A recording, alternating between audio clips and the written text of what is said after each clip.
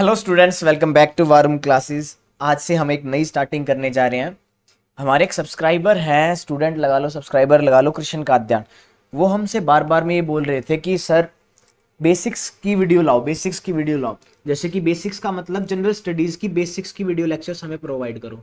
ठीक है, तो जनरल स्टडीज़ जो होती है हमारी, जो बच्चे कॉम्पिटिटिव एग्जाम्स की प्रिपरेशन करते हैं जैसे कि यूपीएससी, एसएससी, रेलवे, बैंकिंग जो भी है, तो उसमें क्या है, हायर लेवल का तो आप एग्जाम्स उसमें क्वेश्चन पूछे जा सकते हैं। ठीक है, सभी को पता है कि भाई एग्जाम्स में हायर लेवल के क्वेश्चन पूछते हैं। लेकिन उन हायर लेवल के एग्जाम्स को आप क्रैक कैसे करोगे जब तक आपको बेसिक्स ही नहीं आएगा। ठीक है, तो सबसे पहले आपको बेसिक्स करना होगा। ठीक है, बेसिक्स की वीडियो हम आज से स्टार्टिंग करने जा रहे हैं। तो बेसिक्स भी कई तरह की वीडियोस होती हैं, जैसे कि 1-on-1 वीडियो।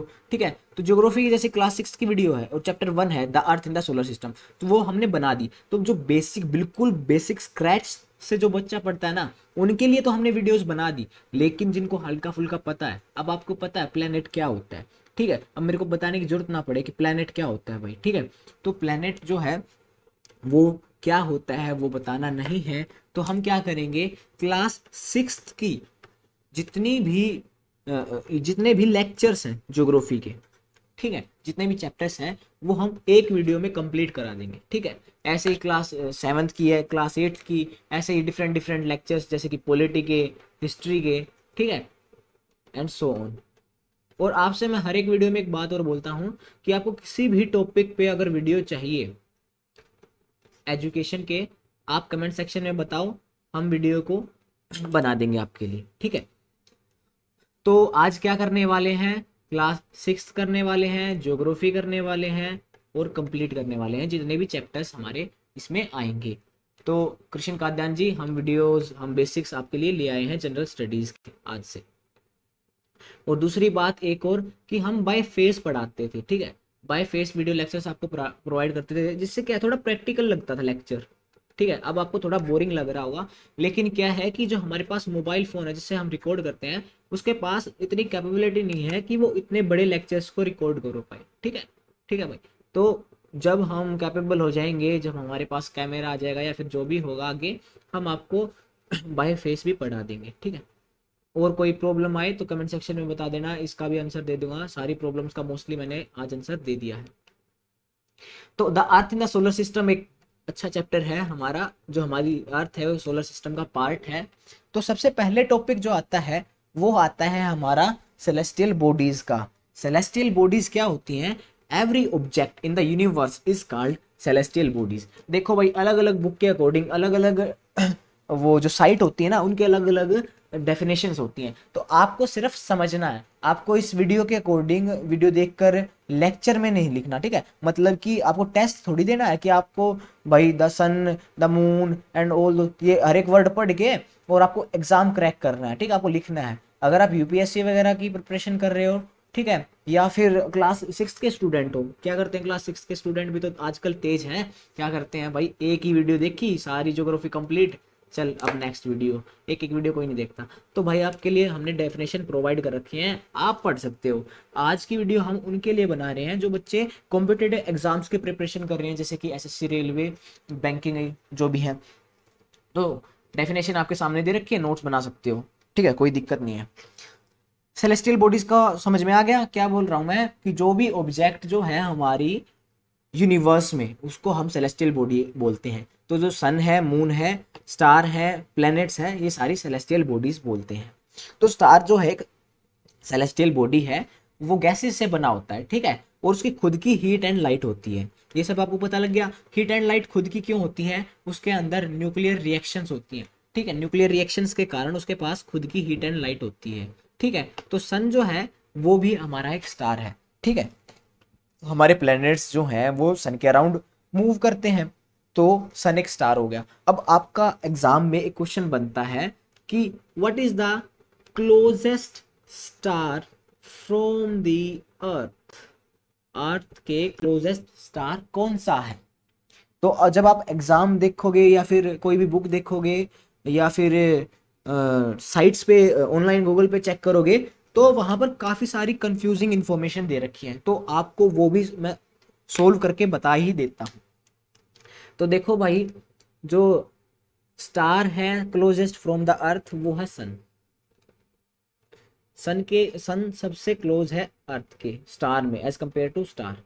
तो आपसे पूछा जाए, सिर्फ अगर आपसे पूछा जा रहा है कि अर्थ के क्लोजेस्ट स्टार कौन सा है, सिर्फ ये लैंग्वेज लिख रखी है तो सन को आपको करेक्ट टिक लगाना है। अगर ये पूछा जाए कि सोलर सिस्टम के क्लोजेस्ट स्टार कौन सा है, तो वो है हमारा कौन सा, प्रोक्सिमा सेंचुरी। प्रोक्सिमा सेंचुरी जो है वो क्लोजेस्ट स्टार है फ्रॉम द सोलर सिस्टम। दूसरा, एक मिनट रुको, जो आपके मन में क्वेश्चन आ रहा है वो भी मैं अभी सोल्व करूंगा। Closest star from the solar system होगा Proxima Centauri, closest star from the earth हो गया सन। अब पूछ लेता है कई बार दूसरा घुमा फिरा के आपको कंफ्यूज करने के लिए कि closest star from the earth after sun, sun के बाद कौन सा है, तो प्रोक्सिमा सेंचुरी। ठीक है, अब आपने देखा होगा यहाँ पर कि Proxima sanctuary is nearest star from the अर्थ, ये लाइन देखी आपने। लेकिन यहाँ पर एक बात हो रहेगी कि आफ्टर सन, प्रोक्सिमा सेंचुरी अर्थ के नियरेस्ट स्टार है सन के बाद। ठीक है, अब आप सन की तो बात कर ली हमने, स्टार की भी बात कर ली, अब हम बात करते हैं मून की, कि मून क्या है। मून जो है अर्थ की एक सैटेलाइट है जो उसके अराउंड रिवॉल्व करती है, मतलब धरती के चक्कर काटता है मून।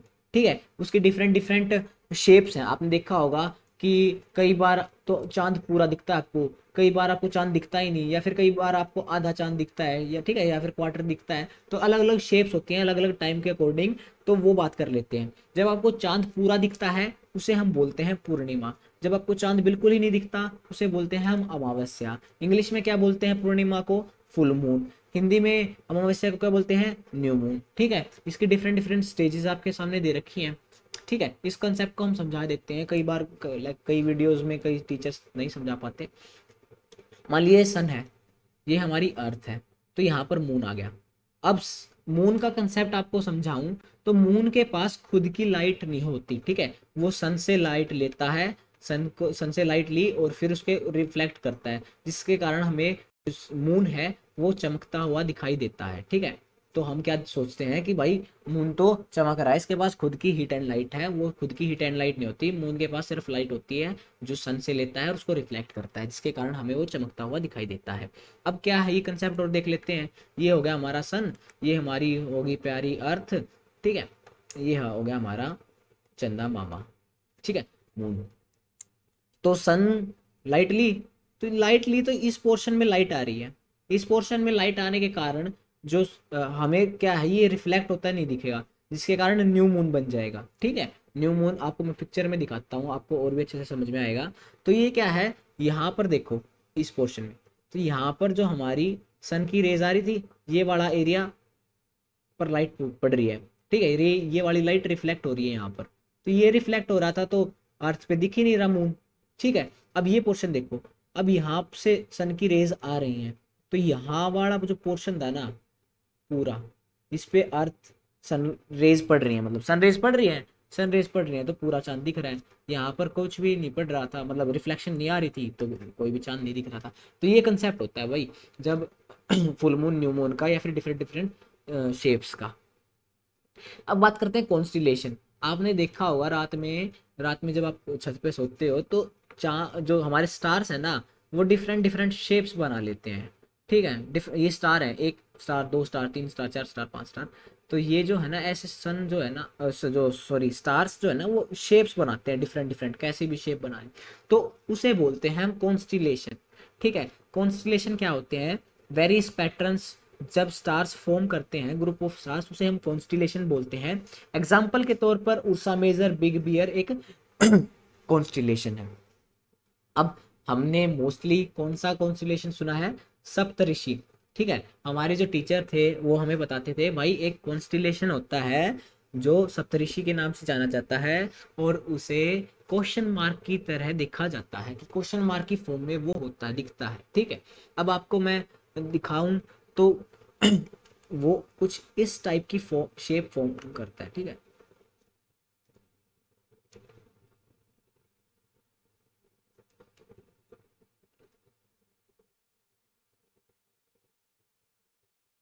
तो ये शेप, इस टाइप की कुछ शेप वो फॉर्म करता है सप्तऋषि, जिसके अंदर 7 स्टार होते हैं, ठीक है। तो Saptarishi is a group of 7 star that forms a part from Ursa Major constellation. एक उर्सा मेजर कॉन्स्टिलेशन होता है, उसका सप्तऋषि पार्ट है, ठीक है, ये आपको बता रहा है। आगे जो है पोल स्टार, पोल स्टार की अब बात करें तो पोल स्टार जो है, जिसका जो दूसरा नाम है नॉर्थ स्टार आता है। आपके एग्जाम में पूछा जा सकता है कि पोल स्टार का दूसरा नाम बताओ, ठीक है। अब आपको पता ही नहीं होगा तो कहाँ से बताओगे, मैंने बता दिया है, नॉर्थ स्टार जो है वो पोल स्टार होता है। The north star indicates the north direction. North star को पोल स्टार या फिर पोल स्टार को नॉर्थ स्टार क्यों बोलते हैं, क्योंकि वो डायरेक्शन शो करता है, नॉर्थ डायरेक्शन, ठीक है। वो हमेशा एक ही पोजीशन पे मिलेगा और वो पोजीशन या फिर वो डायरेक्शन शो कर रहा होगा नॉर्थ की। It is used to determine directions during the night, as जैसे मैंने बताया कि डायरेक्शंस को बताने में हेल्प करता है। और इसे हम कैसे लोकेट कर सकते हैं कि जो पोल स्टार है उसको हम सप्तऋषि की हेल्प से लोकेट कर सकते हैं। अब प्लैनेट्स की बात करते हैं, तो प्लैनेट्स हमारे पास कितने प्लैनेट्स हैं बताओ कमेंट सेक्शन में, ठीक है। 8 जो है ना हमारे पास प्लैनेट्स है। Planets are also celestial bodies. अब प्लैनेट्स जो है वो भी एक सेलेस्टियल बॉडी है, ठीक है, जिसके पास हीट एंड लाइट नहीं होती खुद की, ठीक है।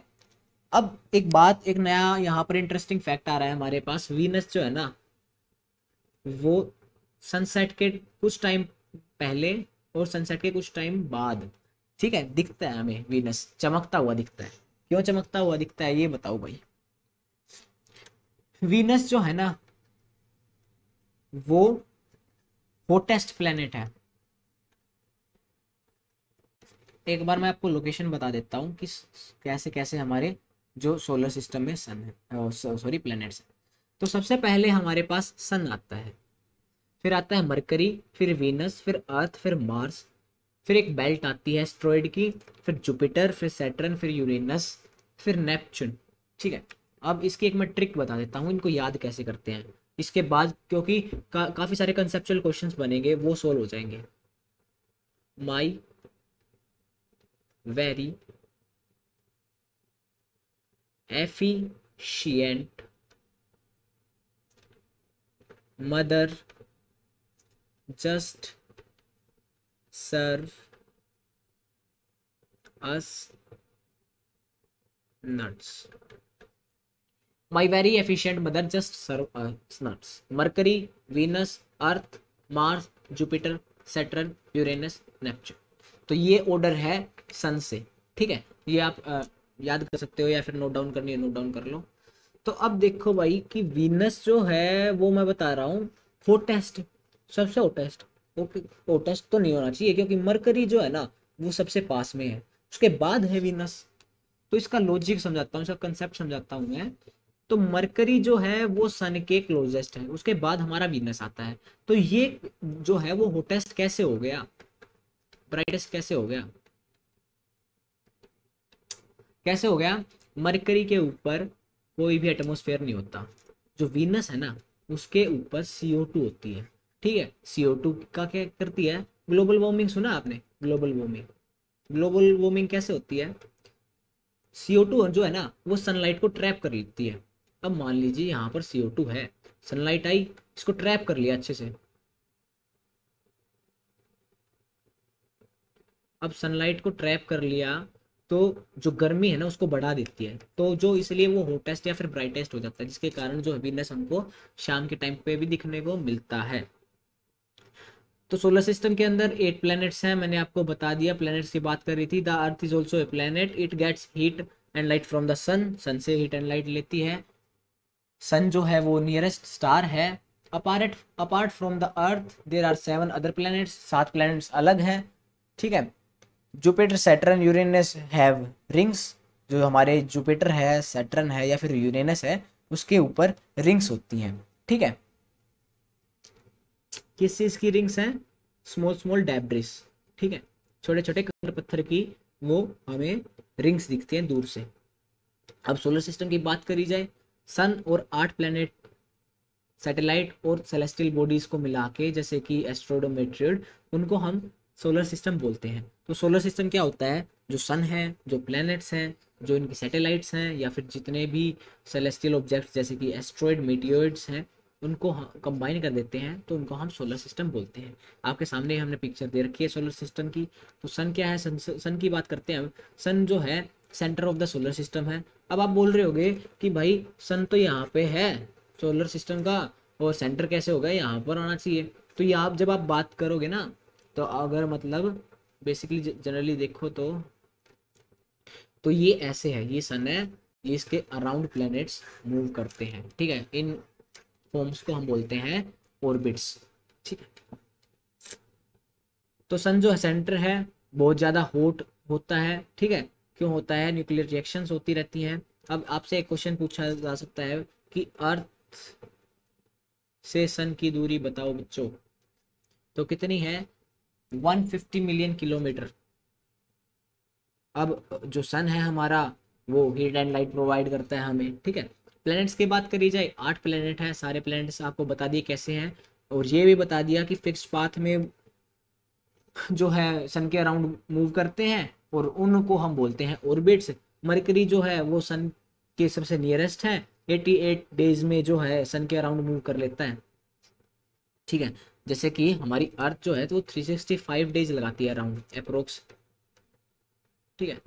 तो 365 डेज में जो है अर्थ जो है सन के चक्कर काटती है, लेकिन 88 दिन में, सिर्फ 88 डेज में जो हमारा मरकरी है ना, वो सन के चक्कर काट देता है। बहुत तेज है भाई, बहुत तेज नहीं, फास्ट है, इसलिए जल्दी चक्कर काट देता है।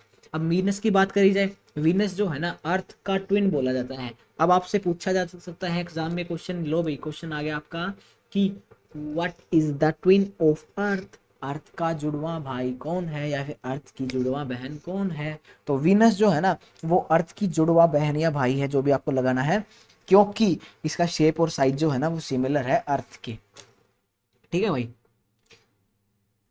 अब प्लूटो का बात करते हैं। प्लूटो, प्लूटो की वैसे मैंने शॉर्ट वीडियो बनाई थी आपको। प्लूटो जो है ना, वो पहले एक प्लेनेट के तौर पर काउंट किया जाता था, मतलब कि हमारे पास 9 प्लेनेट्स थे।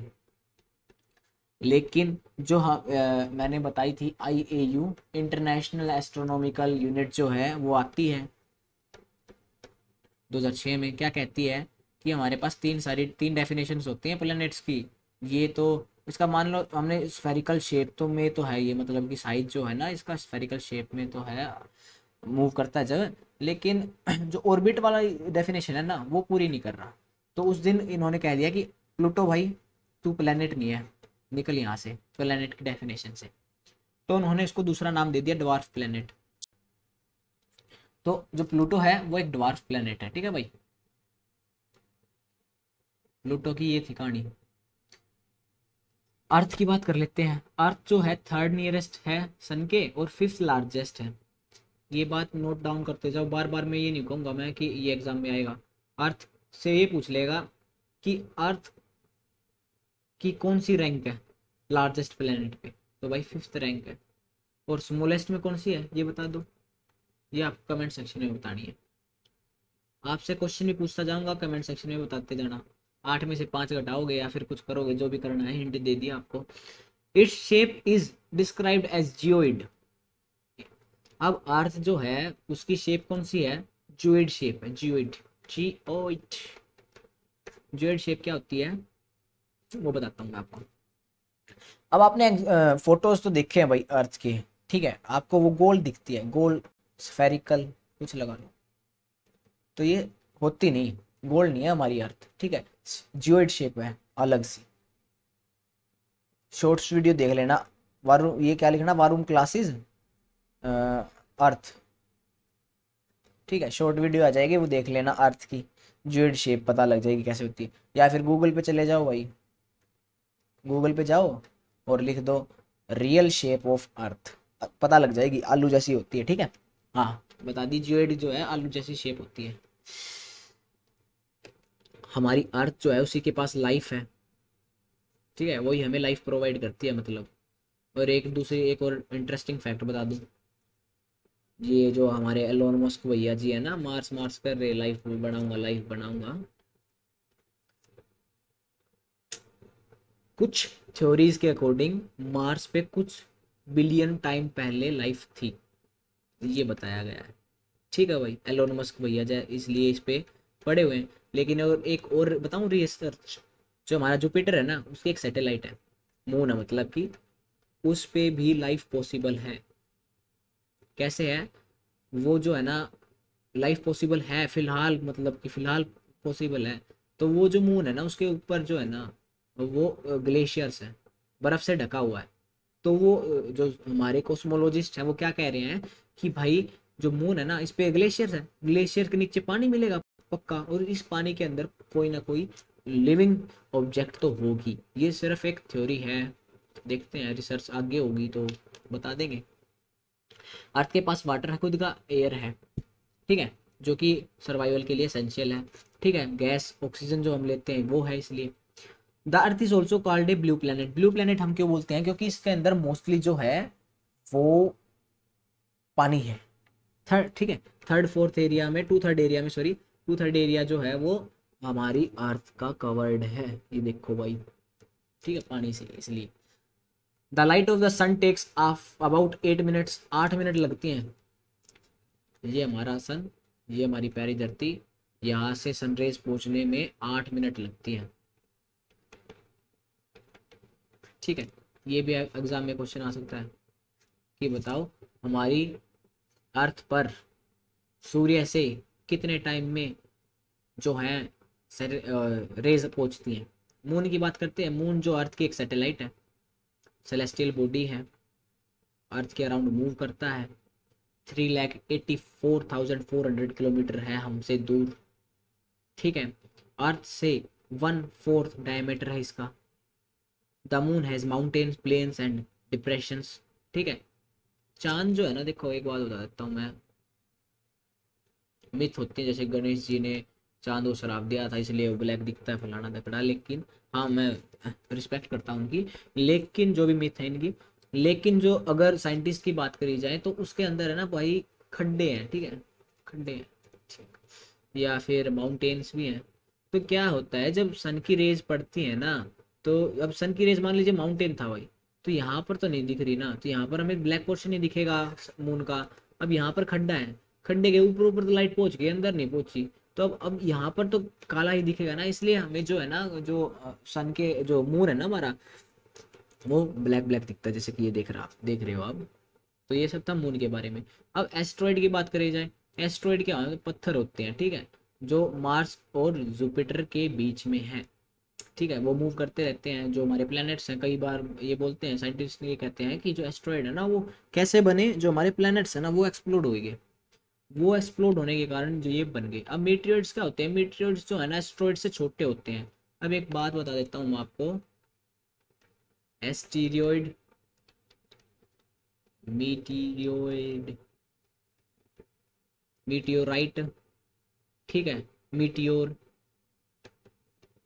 मीटियोर, मीटियोराइट, इनमें डिफरेंस, भाई बड़े होते हैं, भाई छोटे होते हैं। बड़े मतलब कि जुपिटर और मार्स के अंदर के बीच में होते हैं, ये इन्हीं का छोटा पार्ट जो है उन्हें हम मीटियोरॉइड बोलते हैं, ठीक है। मीटियोर क्या होते हैं, मीटियोर, जब ये मीटियोराइड अर्थ के सरफेस पे ना, मतलब कि अर्थ के एटमॉस्फेयर में पहुंच जाएं और बर्नट होने लग जाएं, बर्नट होने लग जाएंगे तो ये एक ऐसे पूंछ बना लेते हैं, पूंछ बना लेते हैं, इसे बोलते हैं मीटियोराइड। अब ये अर्थ के सरफेस में आए, अर्थ के सरफेस में आते ही ना, जो अर्थ का सरफेस, सॉरी, ये अर्थ के सराउंडिंग में आए, अर्थ के सराउंडिंग एटमॉस्फेयर में आते ही ये इनको बर्न कर देते हैं, तो ये हो गए मीटियोर। अब कुछ थोड़े से बड़े हो जाते हैं जो कंप्लीटली जला नहीं पाते मतलब कि इतनी शेप, इवन ये कोइन मान लो, कोइन की शेप पे अर्थ पे पहुंच जाते हैं, अर्थ पे पहुंच गए तो इन्हें बोलते हैं मीटियोराइट। तो सारे डिफरेंस क्लियर कर दिए मैंने। एस्ट्रॉइड क्या होते हैं, जो ऑब्जेक्ट्स मार्स और जुपिटर के बीच में है और जिनका साइज जो रॉकी पार्टिकल्स जो बड़े हैं, मतलब कि अब जो छोटे रॉकी पार्टिकल्स हैं उसे हम बोलते हैं मीटियोरॉइड।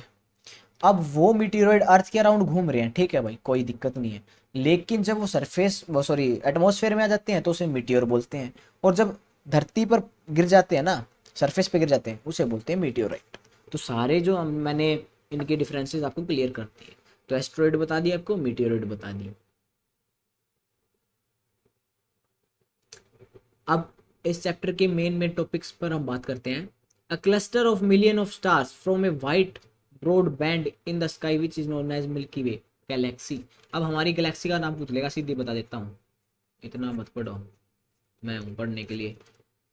गैलेक्सी कौन सी हमारी? मिल्की वे गैलेक्सी, एग्जाम में पूछ सकता है, ठीक है। A galaxy is a huge system, ये तो डेफिनेशन आ गया आपको। इंडियन सैटेलाइट, सैटेलाइट की बात कर लो। सैटेलाइट बताई थी मैंने आपको, दो टाइप की सैटेलाइट होती हैं। नेचुरल सैटेलाइट जिसे हम मून बोलते हैं, और दूसरी होती है ह्यूमन मेड। ह्यूमन मेड जैसे कि सैटेलाइट्स आपने देखी होंगी, पिक्चर देख लेना या फिर गूगल पे। तो ह्यूमन मेड सैटेलाइट्स भी होती हैं और नेचुरल मेड सैटेलाइट्स भी होती हैं। ह्यूमन मेड सैटेलाइट्स जैसे कि इनसैट है, एजुसैट है, आईआरएस है, ये सारी इंडियन सैटेलाइट है। नासा भी अलग अलग टाइम पे अलग अलग सैटेलाइट्स भेजता रहता है, ठीक है। फिर उसके बाद भी जो स्टेशनरी सैटेलाइट वो भी काफ़ी टाइप की होती हैं, वो साइंस में पढ़ेंगे। तो ये था हमारा सोलर सिस्टम। तो भाई सोलर सिस्टम कंप्लीट कर दिया है, ठीक है। सोलर सिस्टम कंप्लीट करवा दिया आपका मैंने, the earth in the solar system complete करा दिया। अब हम क्या करेंगे, डिफरेंट डिफरेंट एक एक वीडियो भी बना देंगे आपके लिए, ठीक है। एक और जैसे सोलर सिस्टम की एक वीडियो कट करके बना दी, और पूरी तो बना ही रहे हैं। अब दूसरे टॉपिक की बात करते हैं, ठीक है।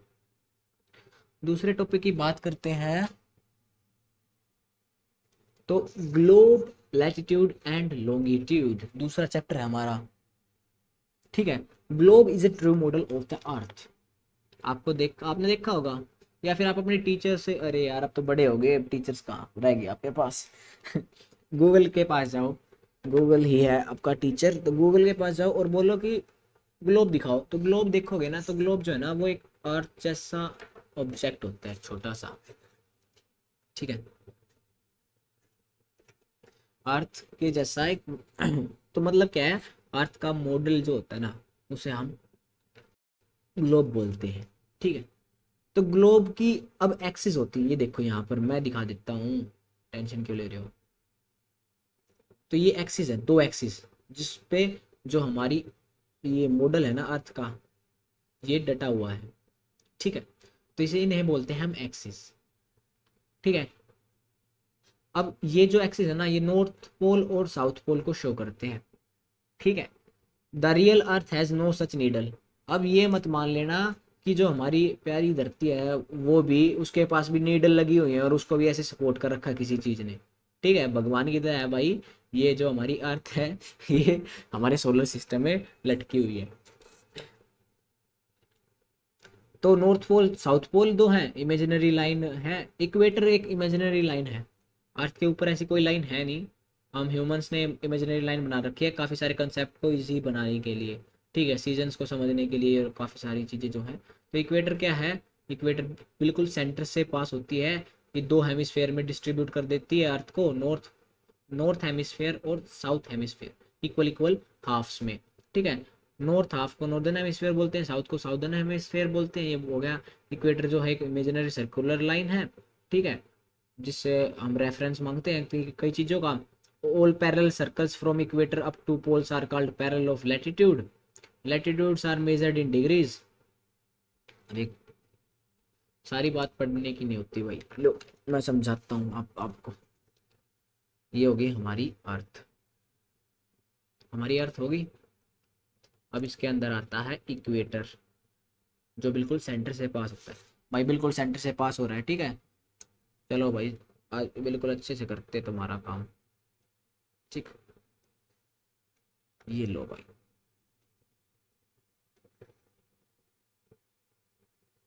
ये होगी हमारी अर्थ, ठीक है। अब इक्वेटर आता है हमारा, जो अर्थ के बीचों से पास होता है, ठीक है। इसके बाद इमेजिनरी लाइन है ये, रियल में है नहीं अपने पास। तो ये होगी एक, अगली होगी ये, यहाँ पर ऐसे ही साउदर्न हेमिस्फेयर में मेन जो लेटीट्यूड है वो समझा देता हूँ। तो ये हो गया हमारा इक्वेटर 0 डिग्री, ये होगी ट्रॉपिक ऑफ कैंसर, ये होगी आर्कटिक सर्कल। ये सारी लैटिट्यूड्स हैं जो लेटी हुई हैं। मतलब कि मैं हमेशा हर एक वीडियो में बोलता हूँ लेटी, लेटी मतलब लैटिट्यूड, ठीक है, लैटिट्यूड। तो ये होगी आर्कटिक सर्कल, ये होगी ट्रॉपिक ऑफ कैंसर, ये होगी ट्रॉपिक ऑफ कैप्रिकॉर्न, ये होगी एंटार्क्टिक सर्कल, ठीक है। तो ये जो है ना लेटिव, इनको हम बोलते हैं latitudes, parallel of latitudes. Degrees में मेजर किया जाता है। अर्थ जो है राउंड है, राउंड जो है इसका कितना कितना एंगल होता है 360 डिग्री, ठीक है। ट्रायंगल का कितना होता है 180 डिग्री। तो ये सारी जो है अलग अलग आपने मैथ्स में पढ़ा होगा। तो 360 होता है तो 1/4 एरिया कितना हो जाएगा 90 डिग्री। अब मान लीजिए ये पोल हो गया हमारा, यहाँ पर नॉर्थ पोल है, यहाँ पर साउथ पोल है, ये हो गया 0 डिग्री। अब 0 डिग्री से नॉर्थ पोल कितना बन रहा है बताओ, आप ही बता दोगे। 90 बन रहा है भाई, तो ये जो है 90 डिग्री हो गया। अब जो ये है इसकी 66.5 है। ये जब बनाओगे ट्रॉपिक ऑफ कैप्रिकॉर्न तो 23.5 है। तो ये होते हैं जो लॉजिक जो है ना, ये है 90 डिग्री कैसे मान लिया कि कैसे होता है, कैसे कैलकुलेट होता है, ये सब इन पंगों में पढ़ोगे तो क्या होता है। इक्वेटर को रेफरेंस लेते हैं, यहाँ पर पोल है, सीधी लाइन खींच दी, सीधी लाइन खींच दी तो कितना एंगल बन रहा है 90 डिग्री। ये रेफरेंस पॉइंट, ये इक्वेटर, ये इक्वेटर मान लिया रेफरेंस पॉइंट, यहाँ पर कितना होगा मेजर करा, कितना एंगल बन रहा है 66.5। ये ट्रॉपिक ऑफ कैंसर कितना बन रहा है भाई 23.5। ऐसे ही ये जो इक्वेटर है ये रेफरेंस पॉइंट्स लिया। अब ट्रॉपिक ऑफ कैप्रिकॉर्न का कितना है 23.5 डिग्री साउथ। साउथ नॉर्थ में भी बोलना पड़ेगा भाई, कंफ्यूज मत हो ना। अब एग्जाम में पूछ लिया ट्रॉपिक ऑफ कैप्रिकॉर्न, कैप्रिकॉर्न लो, ठीक है। ट्रॉपिक ऑफ कैप्रिकॉर्न का वो बताओ भाई, क्या बताओ एंगल बताओ। उसने लिख दिया 23.5 डिग्री, 23.5 नॉर्थ और 23.5 साउथ और 66.5 डिग्री।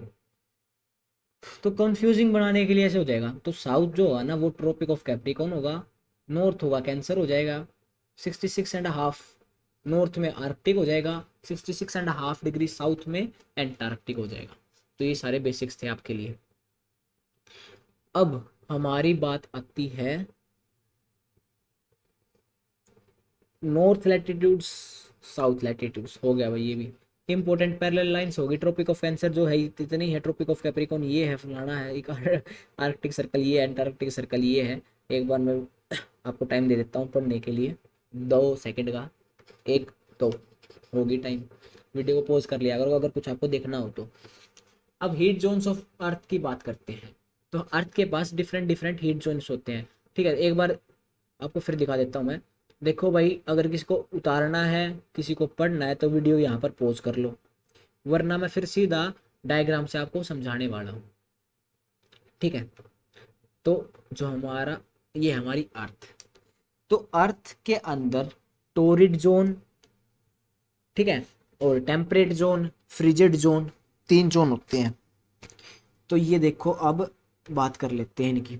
ये हमारी इक्वेटर हो गया, ठीक है, इक्वेटर हो गया। तो अब ये इक्वेटर है हमारा। हाँ एक बात और, जो हमारा लैटिट्यूड्स है ना, लेटी हुई जो लाइंस होती हैं वो पैरेलल होती हैं, वो इंटरसेक्ट नहीं करती कहीं पे। और जो लॉन्गिट्यूड्स होती है ना वो पैरेलल नहीं होती, वो नॉर्थ पोल पे और साउथ पोल पे जाके इंटरेक्ट करती हैं। तो एक बात बताऊं, अब जैसे मैंने आपको पढ़ा रखा है कि जो IST है, जैसे इंडियन स्टैंडर्ड टाइम है, ठीक है, वो मिर्ज़ापुर से पास होती है। तो इंडिया में जो हमारे प्यारे भारत में है वो जो टाइम होता है, और ऐसे ही डिफरेंट डिफरेंट कंट्रीज़ में डिफरेंट डिफरेंट टाइम होता है। लेकिन नॉर्थ पोल पे कौन सा टाइम होता है भाई, जब ये लाइन भी यहाँ पे जाके मिल रही है, लंदन की भी मिल रही है, ठीक है, इंडिया की भी मिल रही है, इजिप्ट की भी मिल रही है, यहाँ से ऑस्ट्रेलिया की भी आ गई। तो यहाँ पर तो हम टाइम को डिस्ट्रीब्यूट कर रहे थे कि अलग अलग टाइम है। अब यहाँ पर टाइम क्या होगा आपका बताओ। ऐसे ही साउथ पोल पे जो हमारी ऑस्ट्रेलिया, इंडिया, इजिप्ट, लंदन, ये सारी जो लाइन्स है यहाँ की मिल रही हैं। यहाँ पे तो हमने बता दिया कि जो ये है इतना 5.5 घंटे का फ़र्क है, यहाँ पर हमारा 2.5 घंटे का फ़र्क है, जो भी है यहाँ पर तो सारी इंटरसेक्ट होगी। यहाँ पर तो सेम टाइम है, तो सेम टाइम हो गया। तो यहाँ पर क्या है, जो बंदा जिस कंट्री का है उसका वो टाइम है। तो यहाँ पर अलग अलग जो कंट्री हैं उनके अलग अलग रिसर्च स्टेशन है, भारत का भी है, नॉर्थ पोल साउथ पोल जैसे भी हैं। तो वहाँ पर वहाँ का टाइम चलता है जो जिस देश का नागरिक है। ठीक है, ये भी आपका एक वीडियो बनाने का टॉपिक था पर आपको बता दी मैंने। ये टोरेड जोन ये अब करवा देता हूँ। तो इक्वेटर, इक्वेटर से tropic of cancer plus equator से ट्रॉपिक ऑफ कैप्रिको, इसे हम बोलते हैं टोरिड जोन। ठीक है, ये हो गया टोरिड जोन। अब ट्रॉपिक ऑफ कैंसर से आर्कटिक सर्कल और ट्रॉपिक ऑफ कैप्रिकॉन से एंटार्क्टिक सर्कल, इसे बोलते हैं हम टेम्परेट जोन। अब नॉर्थ हेमिस्फेयर में हो गया तो नॉर्थ टेम्परेट जोन, साउथ में हो गया तो साउथ टेम्परेट जोन। और इसके बाद 66 से लेकर नॉर्थ तक, मतलब पोल्स तक, 66 से लेकर पोल्स तक, इसे हम बोलते हैं फ्रिजिड जोन। ठीक है, तो ये से डिफरेंट डिफरेंट जोन्स। तो ये तो यूपीएससी का इंपॉर्टेंट टॉपिक है, zones, heat zones of earth. तो टोरिड जोन क्या है? Torrid zone, the mid day sun is exactly overhead at least once in a year. अब ये एक और बात बताऊँ, जो ये एरिया था ना अपना, अपने का, यहाँ पर साल में एट लीस्ट वन टाइम तो ऐसा होता है कि जो सन है ना वो बिल्कुल हमारे सिर के ऊपर होता है, इसमें कभी नहीं होता इन पे। ठीक है, ये बात बता रखी है। और मैक्सिमम हीट यहाँ पर हमें मिलती है। मैक्सिमम हीट कैसे मिलती है? ये हमारी अर्थ होगी, ये होगा सन। तो मैक्सिमम हीट जब आती है ना तो वो इस पोर्शन में पड़ती है। ठीक है, तो ये टोरिड जोन है। उसके बाद टेम्परेट जोन पे पड़ती है और उसके बाद कम, मतलब कम से कम फ्रिजिड जोन पे पड़ती है जिसमें हमेशा बर्फ जमी रहती है mostly time. The mid day sun यहाँ पर कभी भी नहीं आता। The angle of the sun rays goes decreasing towards the pole. अब जैसे जैसे पोल्स की तरफ जाएंगे, जैसे बताया मैंने, गर्मी कम होती जाती है। फ्रिजिड जोन जो है आर्कटिक सर्कल और नॉर्थ पोल के बीच में है, अंटार्कटिक सर्कल और साउथ पोल के बीच में है। सन जो है वो 6 महीने के बाद वहां पर निकलता है, जैसे पोल्स पर निकलता है, आपने देखा होगा। What are longitudes? लैटिट्यूड्स कर लिए, अब लॉन्गिट्यूड्स की बात कर लेते हैं। ठीक है, जो लॉन्ग मतलब कि लंबी ऐसे लाइन जो है ना उसे हम बोलते हैं लॉन्गिट्यूड। तो लैटिट्यूड्स का भी और लॉन्गिट्यूड्स का एक मोस्टली हर एक वीडियो में मैं बताता हूँ। और काफ़ी कंफ्यूजिंग क्वेश्चन होता है कि लैटिट्यूड्स आपके एग्जाम में आ जाता है, लैटिट्यूड्स कितनी है, लॉन्गिट्यूड्स कितनी है। लैटिट्यूड्स हमारी होती हैं 181, लॉन्गिट्यूड्स होती है हमारी 360। 181 क्यों होती हैं? 90 नॉर्थ वाली, 90 साउथ वाली और इक्वेटर वाली, इक्वेटर वाली भूल जाते हैं इसलिए 181 होगी। ठीक है, लॉन्गिट्यूड्स कौन सी कितनी होगी? 360। 360 कैसे होगी? 360 कैसे होगी? 180 डिग्री ईस्ट की, 180 डिग्री वेस्ट की। ठीक है भाई, डिग्रीज ऑफ लैटिट्यूड लॉन्गिट्यूड बोलते हैं, ये इंटरसेक्ट होती रहती हैं, पोल्स पे जाके इंटरसेक्ट होती हैं। ठीक है, और मेरिडियन है, मेरिडियन की और बात करते हैं, ग्रीनविच लंदन से पास होती है, ग्रीनविच लंदन से पास होती है, कौन सी होती है? मेरिडियन, प्राइम मेरिडियन 0 डिग्री, वहाँ से टाइम स्टार्ट होता है। होता है इंग्लैंड से ही, ग्रीनविच से ही क्यों होता है? शॉर्ट वीडियो बना रखी है, जाके चेक कर सकते हो कि भाई यहीं से पास क्यों हुई। अरे यार उधर जाओगे, लो बता देता हूँ। 1884 में काउंसलिंग होती है, कॉन्फ्रेंस होती है वाशिंगटन में। तो उस टाइम पे जो ये ग्रीनविच लंदन वाले आदमी थे ना, थोड़े लीडर टाइप थे, मतलब हम पे भी जैसे इन्होंने कब्जा किया बाद में, कब्जा कर रखा था, कब्जा कर ही रखा था उस टाइम पे। हाँ, तो कब्जा कर रखा था तो वो मोस्टली जो हमारी कंट्रीज है ना उन पे रूल कर रहे थे, तो वहाँ के लीडर थे उस टाइम पे। तो ये बोले कि हम हमारे देश से निकालेंगे। ठीक है, ये भारत के हो जाए तो भारत वाले क्या करते हैं कि भारत वाले लीडर होते तो भारत बोलते हैं कि हम भी अपनी जो प्राइम मेरिडियन है, जो टाइम स्टार्ट करेंगे वो यहाँ से करेंगे। ठीक है, तो अब यहाँ से 0 डिग्री निकाल दी इन्होंने, तो यहाँ पर हो गया हमारा ईस्ट, यहाँ पर हो गया वेस्ट, ऐसे ही दो उसमें डिवाइड कर दिया। ठीक है, लॉन्गिट्यूड और टाइम की कहानी क्या है भाई? अब एक बात बताओ, द अर्थ रोटेट 360 डिग्री। ठीक है, 360 डिग्री घूमती है। तो हमारे एक दिन में कितने घंटे होते हैं? 24 घंटे। 24, देखो मैथ, थोड़ा सा मैथ कर लेते हैं। 360 डिग्री घूमती है 24 घंटे, या फिर उल्टा लगा लो, 24 घंटे में 360 डिग्री घूमती है। तो अब मैथ्स के अकॉर्डिंग थोड़ा सा मैल कैलकुलेशन करते हैं।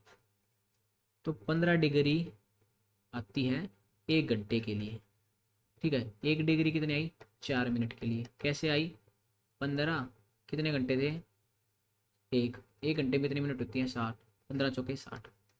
1 डिग्री में कितनी घूम जाती है, 4 मिनट, मतलब 1 डिग्री घूमी और 4 मिनट निकल गई। IST की बात करते हैं, Indian Standard time 82.5 degree east है इंडिया की। क्यों है, अब एक बात बताओ, बीच, ये तो मोस्टली इंडिया के बीच से पास हो रही है, ठीक है। अब भारत का अलग अलग टाइम होता, अलग अलग हम लॉन्गिट्यूड की बात करते तो अलग अलग होता, तो फिर क्या है, हर किसी के पास अलग टाइम होता, जिससे क्या है इम्बैलेंस हो जाता। हमारी जो अर्थ है, सॉरी, जो हमारी ट्रेन्स है ना, ट्रेन्स चलती हैं, ठीक है, या फिर कोई भी ऑफिस हैं, गवर्नमेंट ऑफिस, उसमें डिफरेंट डिफरेंट टाइम होने के कारण कन्फ्यूज़न हो जाती, जिसके कारण ये बनाई गई। IST 82.5 डिग्री ईस्ट होती है, दोबारा बता रहा हूँ, 82 डिग्री 30 ईस्ट भी होती है, ठीक है। It is known as Indian Standard Time. अब बात करते हैं मोशन ऑफ अर्थ।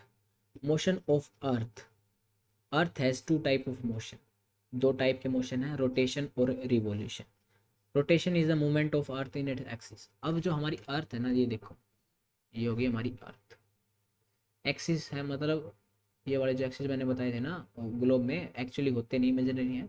तो सॉरी, तो ये है ना, ऐसे मूव करती है, ऐसे मूव कर रही है ना, घूम रही है, ठीक है, घूम रही है, तो इसे बोलते हैं हम रोटेशन, कि खुद के एक्सिस पे घूम रही है, इसे बोलते हैं रोटेशन। रिवॉल्यूशन क्या होती है, अब ये ही अर्थ जो है ना, वो चक्कर काट रही है सन का, तो उसे बोलते हैं रिवॉल्यूशन। रिवॉल्यूशन क्या होता है, सन के अराउंड चक्कर काटना, और रोटेशन क्या होता है, खुद के एक्सिस पर चक्कर काटना, ठीक है। 66.5 डिग्री झुकी हुई है हमारी अर्थ ऑर्बिटल प्लेन के, ठीक है। क्या है ऑर्बिटल प्लेन, जो ये है ना, ये ऑर्बिटल प्लेन है, ठीक है। इसमें कितनी झुकी हुई है, टिल्टेड है थोड़ी सी, कितनी, 66.5 डिग्री, ठीक है। अब बात करते हैं circle of illumination. Circle of illumination क्या होता है, चलो इसकी तो पिक्चर दे रखी है शायद, हाँ, circle of illumination. Circle of illumination एक सर्कल होता है अर्थ का, ऐसे ही पीछे बना हुआ है ऐसे, ठीक है। तो जहाँ पर हीट, जो मतलब और नाइट लाइट और नाइट मतलब कि दिन और रात की जहाँ पर मिलन हो, ठीक है, यहाँ तक जो हमारी अर्थ का वो आ रहा है, वो देख, 1 मिनट तो मेरे को बस, ये जो ये सर्कल हो गया, सीधा खींचा भाई, तो इसे बोलते हैं सर्कल ऑफ इल्यूमिनेशन, ठीक है। Circle of illumination, the circle that divides day and night is called circle of illumination, ठीक है। द अर्थ टेक 24 डेज, 24 घंटे में जो है चक्कर लगाती है खुद का, जिसे अर्थ डे बोलते हैं। The period of rotation is known as earth day. अब आपके एग्जाम में पूछ सकता है कि अर्थ डे किसे बोलते हैं, ठीक है। तो 365 दिन, मतलब 365 and 1/4 डे जो है हमारी अर्थ सन का चक्कर लगाने में लगाती है, ठीक है। 6 घंटे होते हैं एक्स्ट्रा, 6 घंटे एक्स्ट्रा होते हैं, जिससे हम क्या है, जो फेब्रवरी है उसमें 28 दिन होते हैं ना, तो लेकिन अब 4 साल के बाद क्या करते हैं, 6 × 4 = 24, 24 घंटे हो गए, 24 घंटे हो गए, 24 घंटे का एक दिन बना लेते हैं, ठीक है। 29 डेज कर लेते हैं फेब्रवरी में, ठीक है। 366 डेज जिस जिस 4 साल बाद आते हैं ना, 366 डेज, उसे हम लीप ईयर बोलते हैं, ठीक है। अब कमेंट में ये बताना, लीप ईयर तो 366 डेज वाले को बोल दिए, 365 डेज वाले को क्या बोलेंगे। The earth goes around the sun in electrical orbit and remains inclined in the same direction, normal सी बात है। A year is usually divided into summer, winter, spring, autumn. अब आगे हमारी सीजन की बात, तो क्या है यहाँ पर, अब बात देखो, जो सन है सेंटर में है, हमारी अर्थ चक्कर काट रही है, तो जब ये देखो, नॉर्थ साउथ, जब सन की रेज नॉर्थ हेमिस्फेयर में पड़ रही हैं तो नॉर्थ में होगी समर, समर होगी तो हम क्या बोलेंगे, समर सोल्स्टाइस। ठीक है, समर जब नॉर्थ हेमिस्फेयर में होगी तो हम बोलेंगे समर सोल्स्टाइस, और विंटर और साउथ में जो है विंटर हो जाएगी साउथ में। ठीक है, अब ऐसे ही जब ये अर्थ मूव करके आती है तो साउथ में हो जाती है विंटर, क्या हो जाती है साउथ में, सॉरी साउथ में हो जाती है समर और नॉर्थ में हो जाती है विंटर, तो उसे उस पोजीशन को हम बोलते हैं विंटर सोल्स्टाइस। यहाँ पर लिखता हूँ मैं, नॉर्थ में जब समर हो समर सोल्स्टाइस, नॉर्थ में जब विंटर हो जब समर सोल्स्टाइस बोलते हैं, हम बोलते हैं। ठीक है, अब यहाँ पर क्या होता है, नॉर्थ और साउथ में इन दो केसेस में जो नॉर्थ और साउथ पे है ना सेम हीट पड़ती है, सेम लाइट पड़ती है, तो उसे बोलते हैं हम इक्विनोक्स। ठीक है, अब लिखा हुआ है ये सारा पढ़ते हैं। North in the inclined towards the sun place beyond the Arctic circle experience continuous daylight from 6 months. 6 महीने जो है ना नॉर्थ पोल, अब ये है ना यहाँ पर देखो, यहाँ पर जो सनरेज आ रही है ना 6 महीने यहाँ पर दिन होता है, और यहाँ पर 6 महीने नॉर्थ पोल पे रात होती है। ठीक है, अब यहाँ पर 6 महीने साउथ पोल में रात होती है, यहाँ पर 6 महीने साउथ पोल पर दिन होता है, ये बात है। The longest day and shortest night at these places occur at 21 जून। अब 21 जून जो होती है ना लॉन्गेस्ट डे और लॉन्गेस्ट नाइट होती है, मतलब कि नॉर्थ हेमिस्फेयर में लॉन्गेस्ट डे कब होता है 21 जून को, और साउथ हेमिस्फेयर में लॉन्गेस्ट नाइट कब होती है 21 जून को। ऐसे ही नॉर्थ हेमिस्फेयर की लॉन्गेस्ट नाइट कब होती है 22 दिसंबर, और लॉन्गेस्ट डे साउथ हेमिस्फेयर में कब होता है 22 दिसंबर। ठीक है, इक्वल डे एंड नाइट 2 बार होती हैं, 21 मार्च और कितना 22-23 सितंबर। ठीक, 23 सितंबर। तो अभी बात करते हैं हम हमारे अगले टॉपिक की, विंटर सोल्स्टाइस। विंटर सोल्स्टाइस भी समझ लिया, एक बार बाकी पता है क्या करना, लो वीडियो को पॉज कर लो और सारे पॉइंट जल्दी जल्दी से पढ़ लो, ऐसे ही इसके, ऐसे ही इसके, बाकी में मोस्टली तो मैंने बता ही दिए। चैप्टर पूरा करवा दिया गया मैंने, तेरी चैप्टर पूरा हो गया। तो ये चैप्टर था ग्लोब लैटिट्यूड लॉन्गिट्यूड का। ठीक है, सीजन्स वगैरह का हमने सारा सब कुछ कर लिया। अब नेक्स्ट में हम करेंगे कौन सा, मैप का। ठीक है, तो अब मैप्स की बात करते हैं हम। ठीक है, मैप क्या होता है, मैप क्या होता है बताओ। एक ड्राइंग होती है, रिप्रेजेंटेशन होती है अर्थ के सरफेस की। अब अर्थ बिल्कुल अच्छे से अर्थ बना दिया हमने, वो तो हो गया ग्लोब, जो एक मॉडल हो गया अर्थ का। अब उसी को हम एक फ्लैट सरफेस पर रिप्रेजेंट कर देना, उसे हम बोलते हैं मैप। ठीक है, when many maps are put together we get atlas. Globe क्या होगा, बिल्कुल अर्थ जैसा, एज बिल्कुल बिल्कुल डिट्टो, उसी को हम जब अर्थ की सरफेस पे ऐसे फ्लैट कर देते हैं उसे बोल गया मैप। अब मैप्स अलग अलग है, जैसे इंडिया का मैप, पाकिस्तान का मैप, चाइना का मैप, यूएसए का मैप। इन मैप्स को जब हम कंबाइन कर देते हैं तो उसे हम बोलते हैं एटलास, या फिर एटलस, जो भी आप बोलते हो। डिफरेंट डिफरेंट टाइप के डिफरेंट डिफरेंट मैप होते हैं। सबसे पहले बात करते हैं हम फिजिकल मैप की। फिजिकल मैप कौन सा मैप होता है, जो हमें माउंटेन, प्लेट्यूज, रिवर्स के बारे में बताए। ठीक है, ओशियंस, जैसे कि ये सब आपने देख रखा है, ये ओशियन के बारे में बता रहा है। ठीक है, Bay of Bengal, Indian Ocean, Arabian Ocean, और यहाँ पर हमारे माउंटेन्स हैं, यहाँ पर हमारे प्लेट्यूज हैं, ये हमारे प्लेन्स हैं, ये हमारा डेजर्ट है। तो इन सभी चीज़ों को, जो फिजिकल चीज़ें हैं ना, उनको बताए, वो होती हैं फिजिकल मैप। पॉलिटिकल मैप क्या होता है, जो हमें रोड्स बताए, ठीक है, विलेज बताए, सिटी बताए, कि हमें पर्टिकुलर इस देश में, इस सॉरी इस शहर में जाना है, ठीक है, इस गांव में जाना है, हरियाणा में जाना, पंजाब यूनिवर्सिटी में जाना है, या फिर जो भी मैप्स के पर्टिकुलर एरिया बताए उसे पॉलिटिकल मैप बोलते हैं। ठीक है, पॉलिटिकल मैप ये नहीं है सिर्फ इंडिया, इसका इंडिया का है। पर्टिकुलर एक स्टेट का हो सकता है, जैसे कि एमपी का हो गया, यूपी का हो गया, ठीक है, अलग अलग, हरियाणा का हो गया, जम्मू कश्मीर का हो गया, उत्तराखंड का हो गया, साउथ में कोई लगा लो, ठीक। ये था हमारा फिजिकल मैप, सॉरी ये था पॉलिटिकल मैप। अब थीमेटिक मैप की बात करते हैं।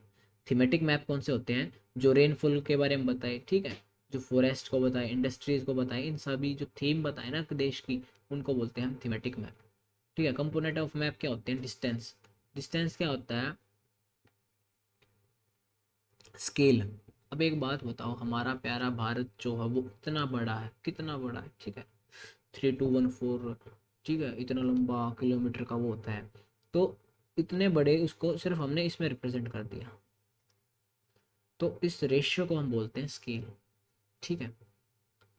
Scale is the ratio between the actual distance on the ground and the distance shown on the map. अब ये मान लो 5 सेंटीमीटर है, मान के चलो 5 सेंटीमीटर है, ठीक है।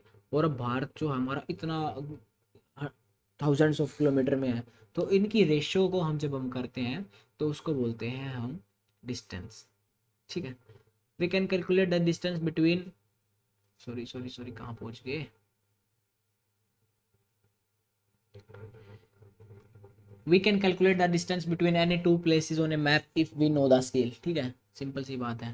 तो भाई देखो, जो एग्जाम कॉम्पिटेटिव एग्जाम्स की बात कर रहा हूँ मैं, ये स्मॉल स्केल मैप हो गया, छोटे स्केल के लिए लार्ज स्केल मैप जो लंबे साइज का हो गया। ज़्यादा इन्फॉर्मेशन कौन सी देते हैं? लार्ज स्केल डायरेक्शन क्या होती है? डायरेक्शन, चार डायरेक्शन है हमारे पास, नॉर्थ साउथ ईस्ट वेस्ट, जिसे हम कार्डिनल पॉइंट्स बोलते हैं, ठीक है। अब यहाँ से क्वेश्चन आता है कि अर्थ के कितने कार्डिनल पॉइंट्स हैं? ये लो, बिल्कुल ब्लैंक। कार्डिनल पॉइंट्स अगर किसी को पता ही नहीं, ये तो मैंने बता दिया अभी। अगर एक बात बताओ, अगर आपको ये नहीं पता कि कार्डिनल पॉइंट्स होते क्या हैं, तो आप सोचोगे, आपको ये भी नहीं पता लगेगा, ये ज्योग्राफी का क्वेश्चन है, ठीक है। क्या कोई सोचेगा भाई कॉन्स्टिट्यूशन का तो नहीं है किसी में कि कार्डिनल क्या होता है, ठीक है। तो अगर आपको पता है बेसिक, तो आप क्वेश्चन का आंसर फटाक दे से जल्दी से दे दोगे। कार्डिनल पॉइंट्स कौन से होते हैं? नॉर्थ साउथ ईस्ट वेस्ट, ठीक है। इनके बीच में अब जब हम कंबाइन कर देते हैं डायरेक्शंस को, जैसे नॉर्थ ईस्ट डायरेक्शन होगी, south east, south west, north east, इनको कंबाइन कर देते हैं। सिंबल क्या होते हैं? सिंबल हम डिफरेंट डिफरेंट सिंबल्स को हम यूज़ करते हैं, कन्वेंशनल सिंबल्स भी बोलते हैं, जो मैप के अंदर यूज़ होते हैं। अब जैसे कि मैंने मैप बना दिया, ठीक है, मैप बता दिया और आपको बता दिया कि ये जो है भाई ये रिवर है, ठीक है, ये बता दिया मैंने, ये रोड है भाई। तो ऐसे सिंबल्स को हम यूज़ करते हैं, उन्हें बोलते हैं कन्वेंशनल सिंबल्स, जो मैप के अंदर यूज़ होते हैं। स्केच क्या होता है? रफली एक छोटी सी ड्राइंग होती है जो इसके अंदर स्केल नहीं होता, ठीक है। अब मान लीजिए आप अपने एक दोस्त को अपने घर का रास्ता बता रहे हो, तो आप उसको मैप थोड़ी बना के दोगे, आप उसको रफ रफ आइडिया दे दोगे कि भाई पर्टिकुलर इस गली में आना, फिर यहाँ पे ऐसे जाना, फिर यहाँ पर एक छोले कुलचे की दुकान है, फिर एक यहाँ पर आ जाना, फिर यहाँ पर चले जाना, फिर यहाँ पर चले जाओगे तो यहाँ पर एक बैंक मिलेगा, फिर यहाँ पर चले जाना, फिर यहाँ पर चले जाना, फिर यहाँ पर ही मेरा घर आ जाएगा, ठीक है। तो ऐसे रफ जो स्केल वो बनाते हैं ना, स्केच, जिसके अंदर स्केल नहीं होता, उसे बोलते हैं हम स्केच। प्लान क्या होता है? प्लान एक स्मॉल एरिया का होता है, जैसे कि आप घर का बनाते हो, ठीक है। आप आर्किटेक्चर के पास जाते हो और क्या कहते हो कि भाई साहब घर बनवाना है, उसका एक प्लान तैयार करके दो कि कौन सा कमरा कैसे बनेगा, कौन सा कमरा कैसे बनेगा, तो वो क्या है? प्लान होता है वो, ठीक है भाई। अब प्लान भी हो गया, अब नया चैप्टर आता है major domains of earth. Earth के डिफरेंट डिफरेंट डोमेन्स हैं, जैसे कि the surface of earth is complex zone in which three main components of environment meet, overlap and interact, ठीक। लिथोस्फेयर क्या होती है? the solid portion of the earth in which we live is called lithosphere। अर्थ, अर्थ पे क्या है? Water और land. Land वाले part को हम लिथोस्फेयर बोलते हैं, वाटर वाले पार्ट को हम हाइड्रोस्फेयर बोलते हैं, और जो अर्थ के अराउंडिंग एक एयर की चादर होती है उसे बोलते हैं हम एटमॉस्फेयर, ठीक है। गैसियस लेयर होती है उसे एटमॉस्फेयर बोलते हैं, सॉलिड पार्ट होता है लिथोस्फेयर बोलते हैं, पानी वाले पार्ट का हम हाइड्रोस्फेयर बोलते हैं। और जहाँ पर ये तीनों चीज़ें कंबाइन हो, जहाँ जिसके कारण एक लाइफ पॉसिबल हो, उसे हम बोलते हैं बायोस्फेयर, ठीक है। ये थे सारे concept. Lithosphere, it comprises of rocks of the earth crust, thin layers of the soil that contain nutrient elements. Lithosphere क्या होती है? अर्थ की क्रस्ट होती है, ठीक है, अर्थ की क्रस्ट होती है, लिथोस्फीयर होगी। Sorry. There are two main division of Earth surface: the large landmass continent और water bodies ocean basin। ठीक है, अर्थ की सरफेस के दो डिवीजन है। अब एक बात बताओ, ये हमारी अर्थ होगी, ये लैंड होगी, ये पानी होगा, पानी के नीचे भी तो धरती है भाई, इसे क्या बोलोगे? ये भी तो अर्थ का सरफेस है, इसे ओशियन बेसिन बोलते हैं भाई। ठीक है, द हाईएस्ट माउंटेन पीक कौन सी है? माउंट एवरेस्ट 8848 मीटर है। ठीक है, और बाकी अगर ये देखा जाए कि हाईएस्ट माउंटेन कौन सा है, ये तो नॉर्मल हो गया, चिम्बोराजो माउंटेन्स हैं और सारे माउंटेन्स हैं, उनकी हाइट देखना, उनकी शॉर्ट वीडियोस देखना अपने चैनल की, ठीक है, समझ में आ जाएगा। मरीना ट्रेंच जो है वो सबसे गहरी डीप पॉइंट जो है ना ओशियन के अंदर, वो मरीना ट्रेंच है पैसिफिक ओशियन में। ये हमारे कॉन्टिनेंट हो गए या फिर ओशियंस हो गए, ये सारे आपके सामने दे रखे हैं। कॉन्टिनेंट्स कौन से हैं? Asia, Europe, Africa, Australia, north America, south Atlantic, ये ओशियंस हो गए। ठीक है, कॉन्टिनेंट्स की बात करी जाए, एशिया की बात करी जाए, सबसे बड़ा जो है एशिया है। ठीक है, 1/3 अर्थ की को घेरा हुआ है, ईस्टर्न हेमिस्फीयर में पड़ता है, ट्रॉपिक ऑफ कैंसर पास होती है इस कॉन्टिनेंट से। ठीक है, और ये जो यूरोप और एशिया को अब अगर आप देखोगे, जैसे कि ये यूराल माउंटेन्स हैं यहाँ पे, ठीक है, ये इसको सेपरेट करते हैं भाई। यूरोप क्या है? वेस्ट एशिया में पड़ता है। ठीक है, आर्कटिक सर्कल पास होती है इसके थ्रू, और it is bound by water bodies on 3 side से। कैसे कैसे? 1 2 3 साइड से ये पानी से घिरा हुआ है। आगे क्या बोल रहा है? The combined land mass of Europe and Asia. अब यूरोप और एशिया को जब हम मिला देते हैं ना, इस पोर्शन को मिला देते हैं, तो इसे हम बोलते हैं यूरेशिया। ठीक है, अफ्रीका जो सेकंड लार्जेस्ट है। ठीक है, the equator 0 degree runs almost through the middle of the continent. अब देख लो भाई, जो ये यहाँ के मिडल से पास होती है ऑलमोस्ट अफ्रीका के, इसके अंदर और भी पास होती हैं। अब एक क्वेश्चन और आ जाता है कि tropic of cancer, tropic of Capricorn and equator कौन से कॉन्टिनेंट से पास होती है? सिर्फ एक ही कॉन्टिनेंट है, कौन सा है भाई? इक्वेटर है। ठीक है, ये इक्वेटर है, यहाँ से पास हो रही है भाई। ठीक है, होगी पास, तो ये सारे जो है कट गए। अब इक्वेटर, अब बोल रहा है ट्रॉपिक ऑफ कैप्रिकॉर्न, ये आ गई भाई, ट्रॉपिक ऑफ कैप्रिकॉर्न यहाँ से पास हो रही है, यहाँ से पास हो रही है, हाँ भाई, 2 हो गए। लेकिन ट्रॉपिक ऑफ कैंसर की बात आती है ना जब, तो यहाँ से ये पास हो रही, देखो।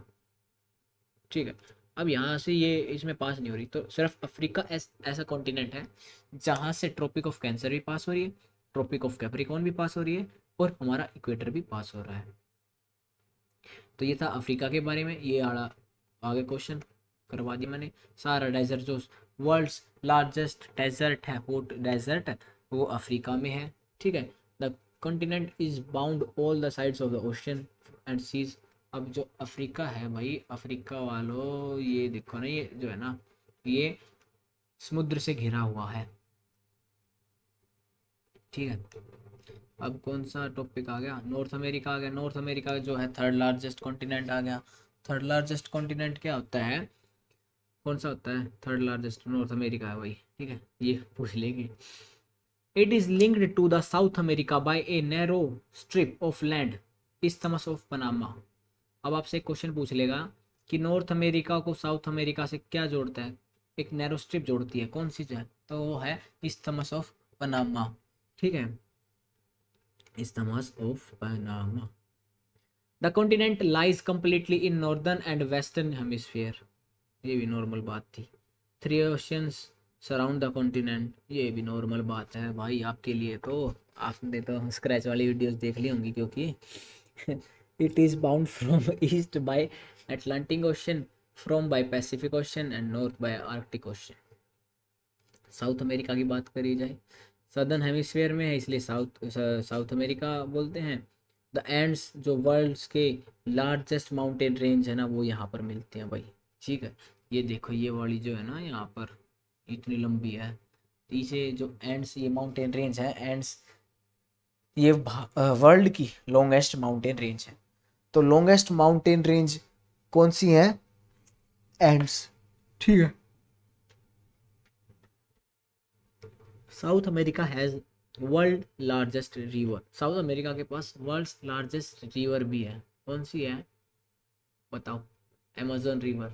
ठीक है भाई, अब लार्जेस्ट तो मैंने बता दी, अब लॉन्गेस्ट बताना आप कमेंट सेक्शन में। ज़्यादा देर होगी पढ़ते हुए, अब एग्जाम एक क्वेश्चन और बता दो भाई। Australia, it is the smallest continent that lies entirely in southern hemisphere. Southern hemisphere में है भाई ये। It is surrounded by ocean. देखो आप फोटो दे रखी है आपके लिए, मैंने लगाई स्पेशल।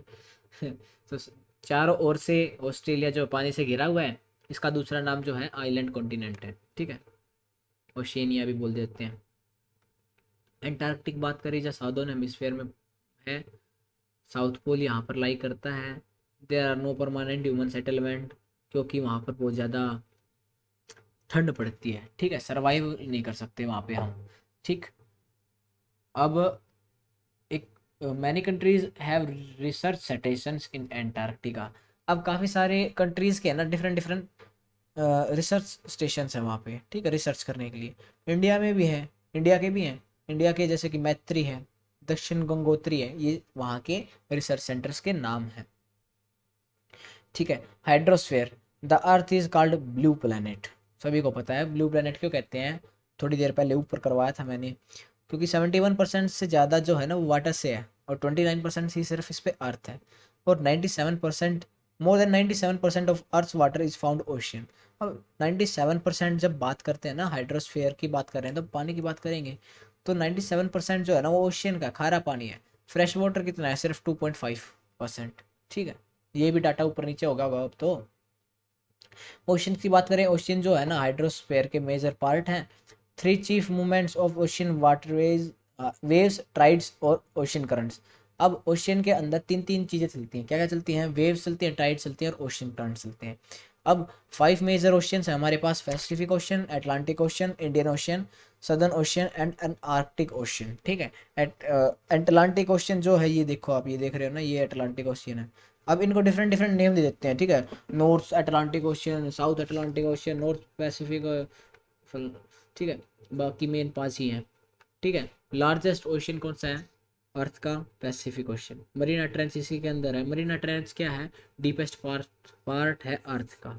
ठीक है, पैसिफिक ओशन है ना जो सर्कुलर शेप में है, जो एशिया, ऑस्ट्रेलिया और नॉर्थ और साउथ अमेरिका से सराउंडेड है। एटलांटिक ओशन, एटलांटिक ओशन की एक बार शेप देखो आप कैसी है, फिर मैं आपको कुछ बताता हूँ इंटरेस्टिंग। एक बार पानी पी लूँ।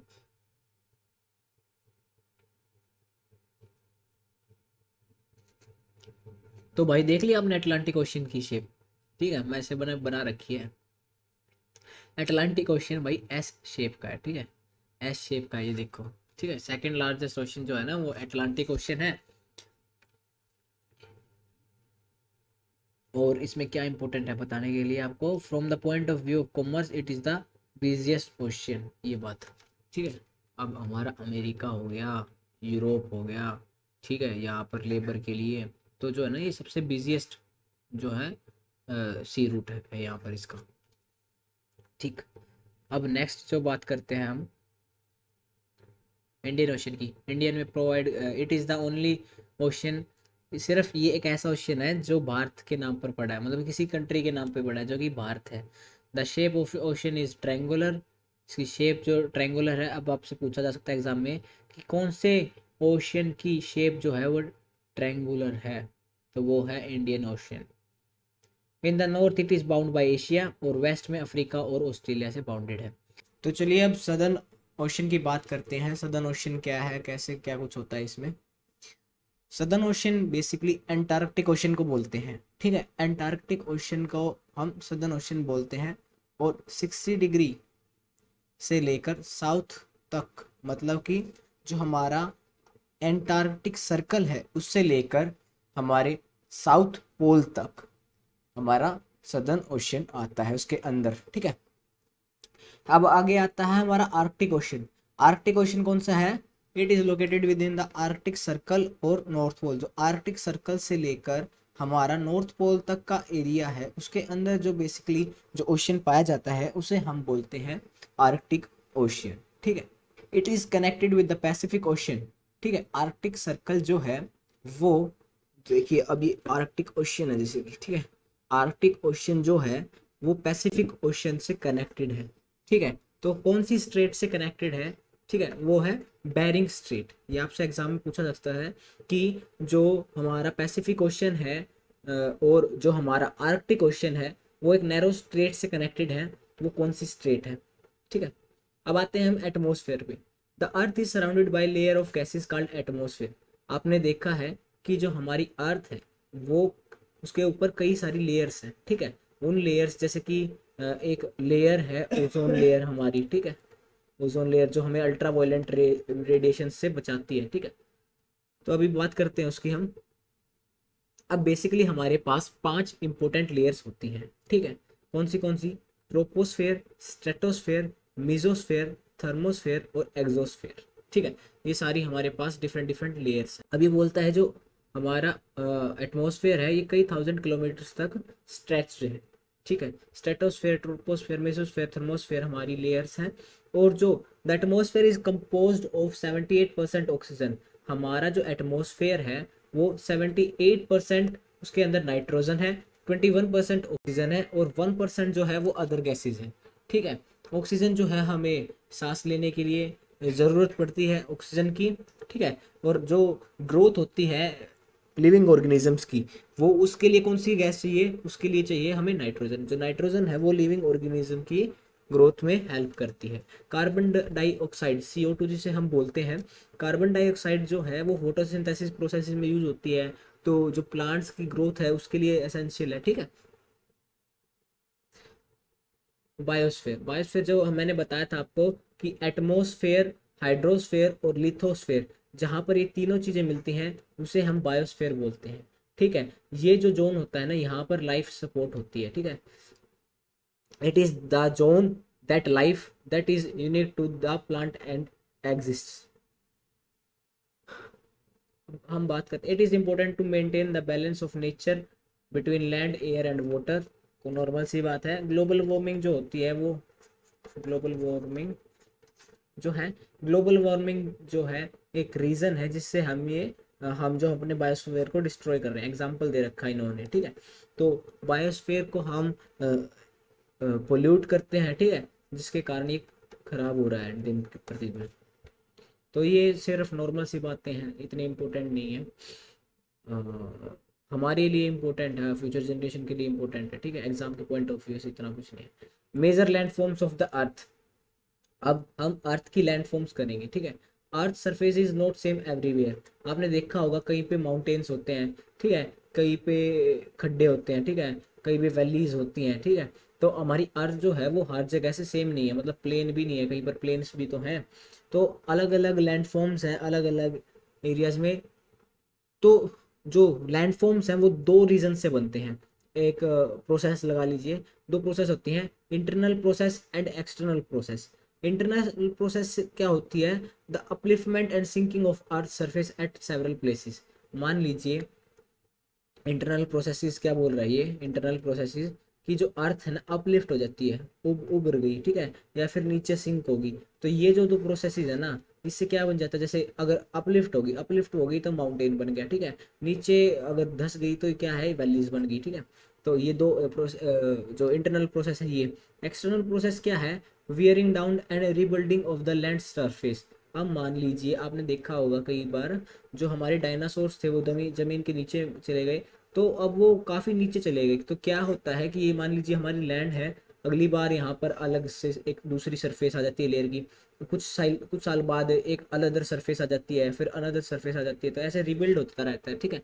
ये एक नई प्रोसेस है, तो इसे एक्सटर्नल प्रोसेस हम बोलते हैं। The wearing away of earth surface is called erosion. Erosion क्या होता है? कि जो एक अर्थ की सरफेस होती है ना, उसमें सोयल होती है, तो एक लेयर यहाँ से उठकर दूसरी जगह पर चली जाए तो इरोड हो जाए बेसिकली, अगर कहा जाए तो यहाँ से जो ये सरफेस की सोयल की सरफेस हट गई है ना, तो इसे बोलते हैं हम इरोएशन।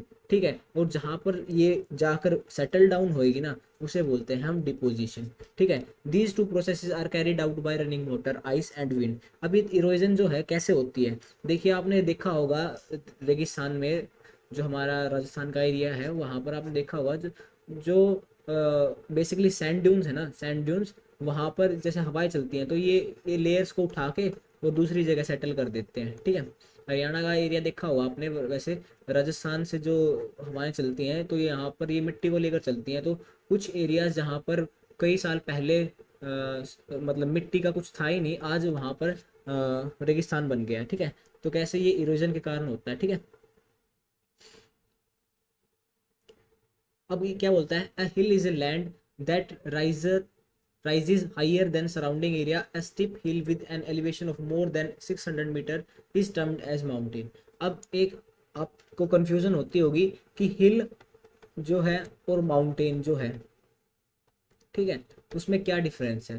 तो हिल क्या है, नॉर्मली जो स्लोप है ना उससे थोड़ी सी अबव हाइट को हम बोल देते हैं हिल। ठीक है, लेकिन वहीं जब ये इसकी हाइट जो है वो 600 मीटर से अबव हो जाती है तो उसे हम बोलते हैं माउंटेन। ठीक है, तो माउंटेन जो है वो बड़ा पार्ट है हिल का। ठीक है, 600 मीटर से अबव हिल को हम बोलेंगे माउंटेन। माउंटेन्स की बात करते हैं।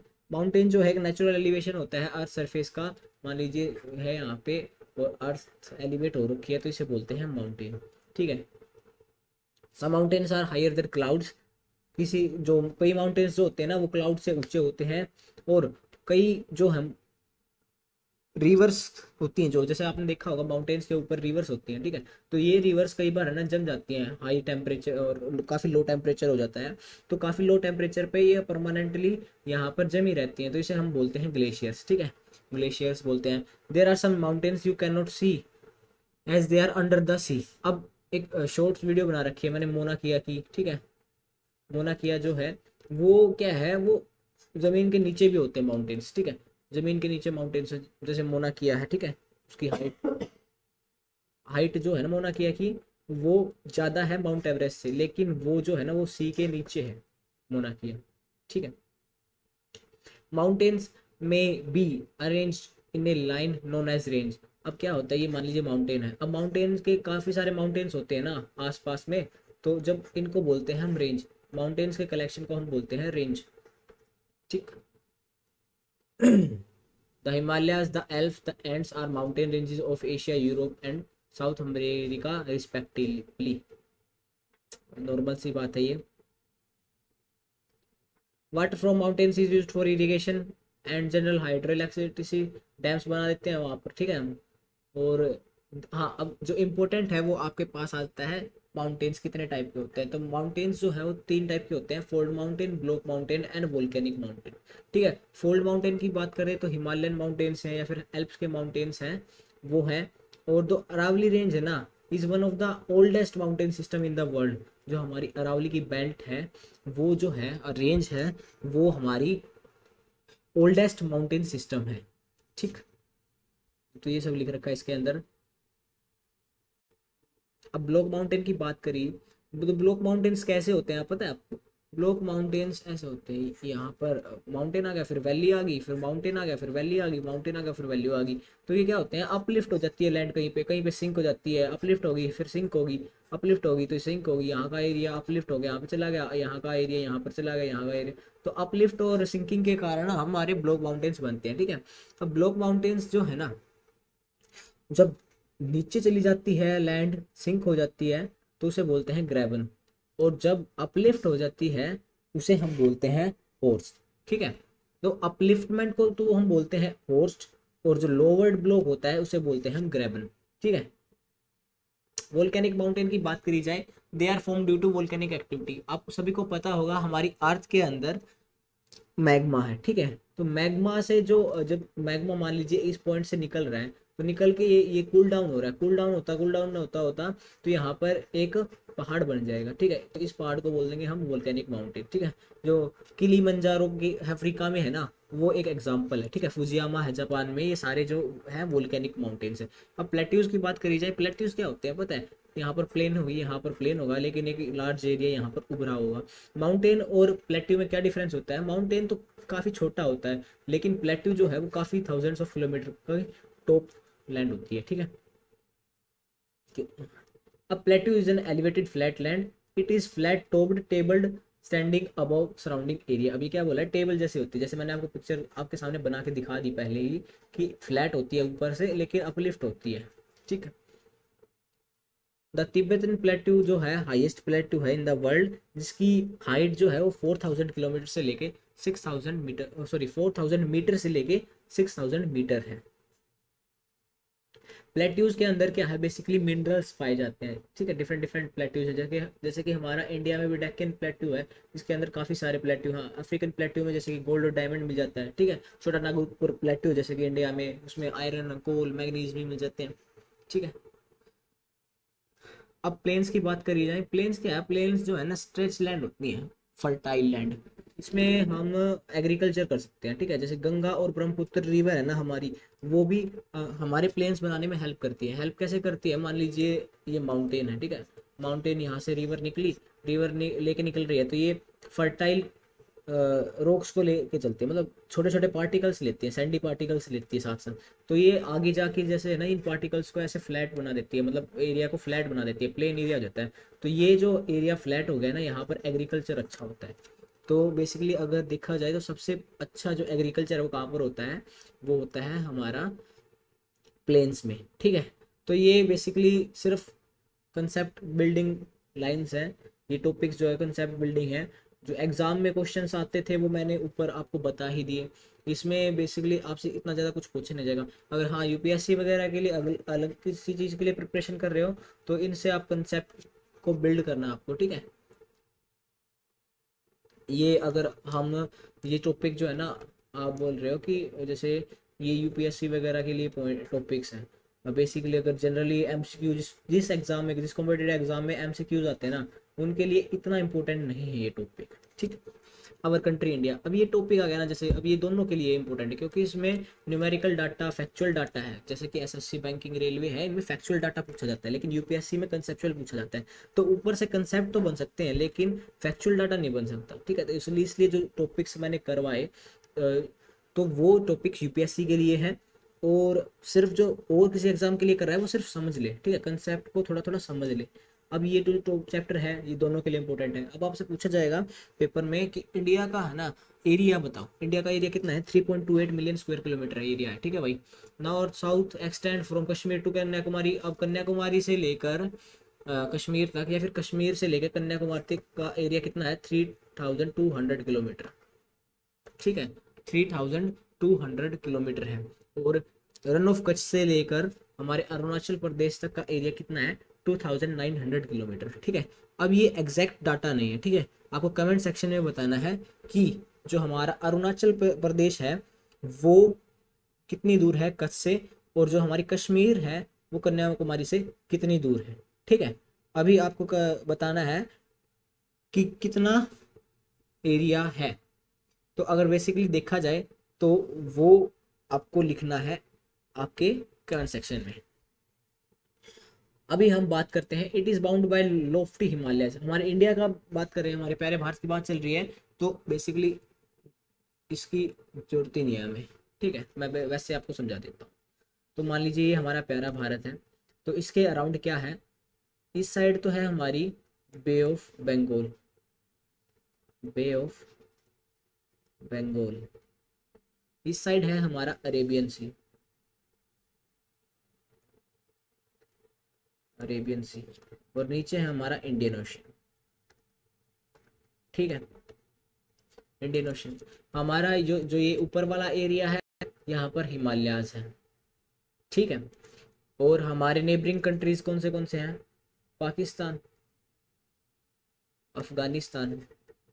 यहाँ का जो एरिया, पर्टिकुलर एरिया है ना, ये चाइना ने और पाकिस्तान ने इलीगली ऑक्यूपाइड कर रखा है, मतलब ऐसे ये जो वॉर हुए थे ना वैसे छीन लिया था हमसे। अगर देखा जाए तो हमारे प्यारे भारत का ही एरिया है ये, तो हम ये काउंट करेंगे, ठीक है। अफगानिस्तान जो है भारत का नेबरिंग कंट्री है, पाकिस्तान जो है नेबरिंग कंट्री है, चाइना हो गया, नीचे नेपाल हो गया, भूटान हो गया, ठीक है, हमारा बांग्लादेश हो गया,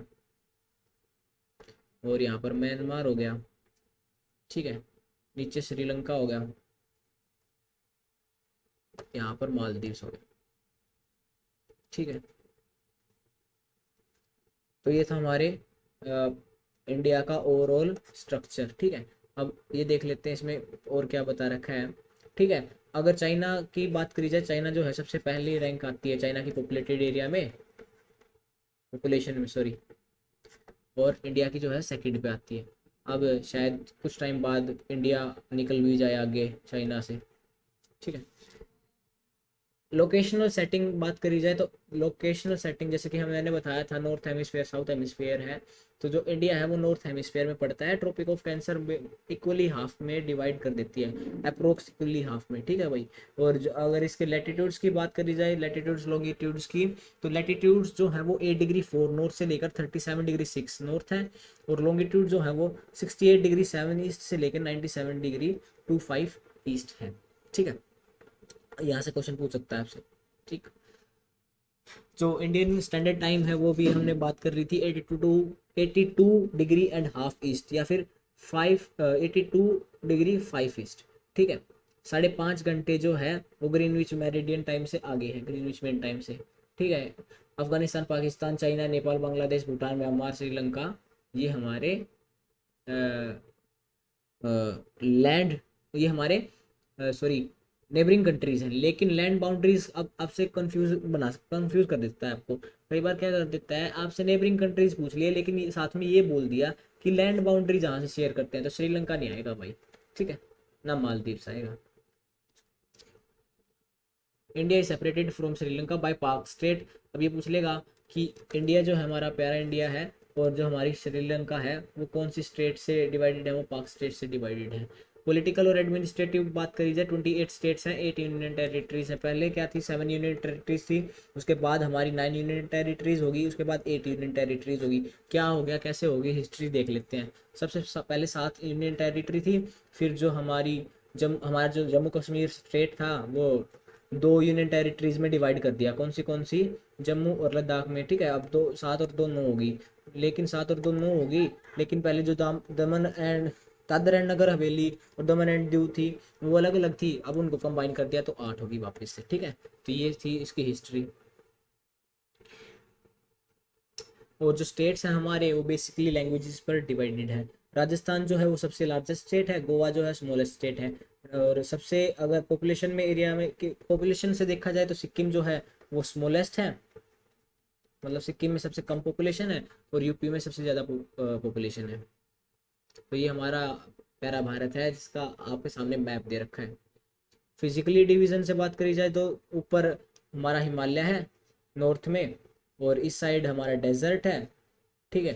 पेनिसुलर प्लेट्यू भी इसके अंदर मिलते हैं। तो क्या है, हिमालय है हमारे अंदर, नॉर्थ प्लेन है, पेनिसुलर प्लेट्यू है, इंडियन डेजर्ट भी है और कोस्टल रीजन्स भी है। तो ये हमारी फिजिकल डिवीजन्स है। तो बात करी जाए हमारे पास ये देखो, माउंटेन्स हो गए, डेजर्ट हो गया, प्लेट्यूज हो गए, प्लेन्स हो गए और कोस्टल रीजन्स हो गए, ठीक है। ये था फिजिकली मैप हमारा भारत का। तो आप देख सकते हो, वीडियो को पॉज करके देख सकते हो, स्क्रीनशॉट ले सकते हो। हिमालयन रीजन की बात करी जाए तो हिमालयन रीजन हमारे नॉर्थ में है, और इसके अंदर 3 पैरेलल रेंजेस हैं। जैसे कि आपने देखा होगा ये रेड रेड बनी हुई है, तो 3 रेंजेस हैं, ठीक है। कौन सी रेंजेस हैं, कितने प्रकार की रेंजेस हैं, कौन सी क्या करती है वो समझते हैं।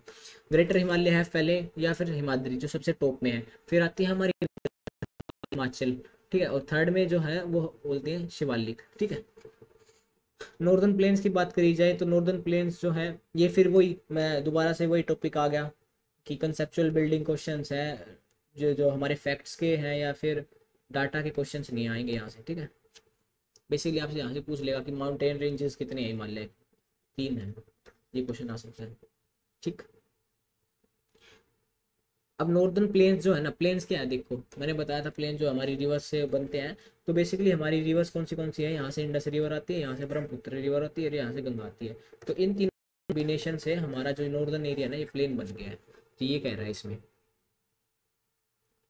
पेनिसुलर प्लेट्यू क्या है, ट्रायंगुलर शेप में है। ट्रायंगुलर शेप में कैसे है भाई, हमारा भारतीय ट्रायंगुलर शेप में है, देखो यार। तो ये है ना ट्रायंगुलर शेप है इसकी प्लेट्यू की, पेनिसुलर प्लेट्यू की, ठीक है। नर्मदा और तापी रिवर्स यहाँ से निकलती हैं, ठीक है, जो वेस्ट में फ्लो करती हैं। It is bordered by Western Ghat, Eastern Ghat.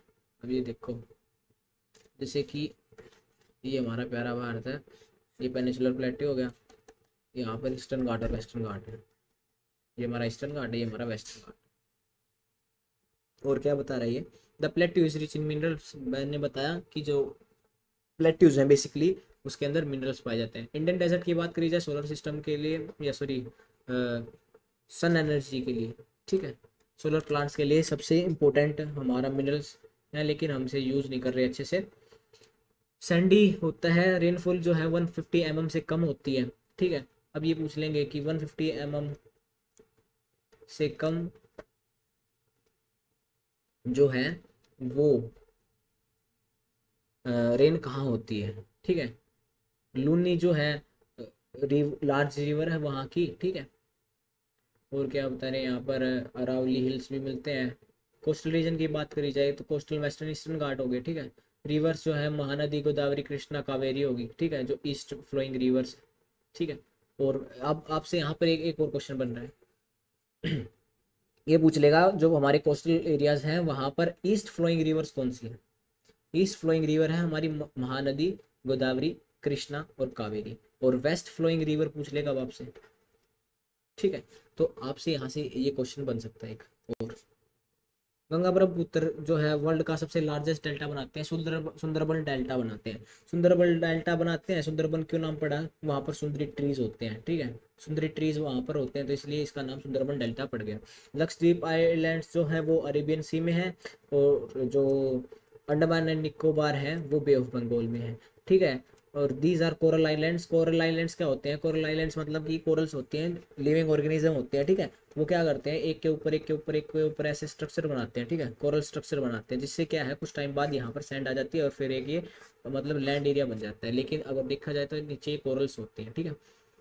Corals are of tiny marine animals. जो टीनी मैराइन एनिमल्स होते हैं पोलिप्स, पोलिप्स के डेड शेल्स या फिर डेड स्केल्टन्स को हम कोरल्स बोलते हैं।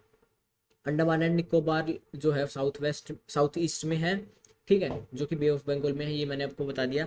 अब हम बात करेंगे इंडिया की क्लाइमेट, वेजिटेशन और वाइल्ड लाइफ की, ठीक है। अब सीजन्स की बात कर ले जाए, विंटर सीजन होता है हमारे पास, समर सीजन होता है। विंटर सीजन जो है हमारा दिसंबर से फरवरी चलता है। दिसंबर से फरवरी क्यों चलता है, क्योंकि हम नॉर्थ हेमिस्फेयर में हैं। अगर साउथ हेमिस्फेयर में होते तो अब बताओ हमारा समर सीजन कब होता, हमारा समर सीजन होता अगर हम साउथ में होते तो दिसंबर टू फरवरी, उल्टा आ जाता, ठीक है। अब क्या है हमारी यहाँ पर दिसंबर से फरवरी सन जो है ना डायरेक्टली नहीं गिरती यहाँ पर रेज, ठीक है, इसलिए विंटर है। समर क्या है मार्च टू मई में होता है, और हॉट विंड्स चलती हैं, ठीक है। हॉट विंड्स को हम यहाँ पर क्या बोलते हैं, लू बोलते हैं। तो ये था समर सीजन का। South east monsoon, south west monsoon जो कि हमारा जून से सितंबर चलता है, ठीक है। The wind blow from Arabian Sea and Bay of Bengal towards the land and carry moisture with them. When these winds strike the mountain barriers rainfall occurs. अब क्या करते हैं समझते हैं। ये हमारा प्यारा भारत है, ये बे ऑफ बंगाल है, ये हमारा अरेबियन सी है, यहाँ से विंड्स चलती हैं, ठीक है, जो कि मॉइस्चर कलेक्ट करती है हमारे ओशियन से। अब मॉइस्चर ले लिया तो ये चाहती है ना जब माउंटेन रेंजेस पर टकराती हैं, तो माउंटेन रेंजेस पर टकराने के बाद यहाँ पर हमारी बारिश होती है इंडिया में। तो ये जून टू सितंबर का रीजन जो है वो हमारा मॉनसून सीजन होता है। अब season of retreating monsoon, season of retreating monsoon जो ऑटम होता है बेसिकली वो क्या होता है, मतलब कि मानसून जब जा रहा होता है, ठीक है, इंडिया से निकल रहा होता है, तो वो होता है अक्टूबर टू नवंबर, ठीक है। बे ऑफ बंगाल से जो है ना निकलता है, जैसे कि, और तमिलनाडु जैसे एरियाज में हमारी बारिश होती है। ये आपके एनसीईआरटी की बुक में लिख रखी है पर्टिकुलर ये बात है कि जो हमारी रिट्रेटिंग मानसून है वो चेन्नई जैसे एरियाज, तमिलनाडु जैसे एरियाज में जो है ना वो बारिश होती है रिट्रेटिंग मानसून से। तो ये पूछा जा सकता है कि रिट्रेटिंग मानसून से कौन से एरियाज में जो है वो बारिश होती है। Climate of India, climate of India की बात करी जाए, कैसे अफेक्ट करता है, लोकेशन पे अफेक्ट करता है, एल्टीट्यूड पे करता है, डिस्टेंस फ्रॉम सी और रिलीफ। अब कैसे इनके क्लाइमेट के रीजंस देख लेते हैं, ठीक है भाई।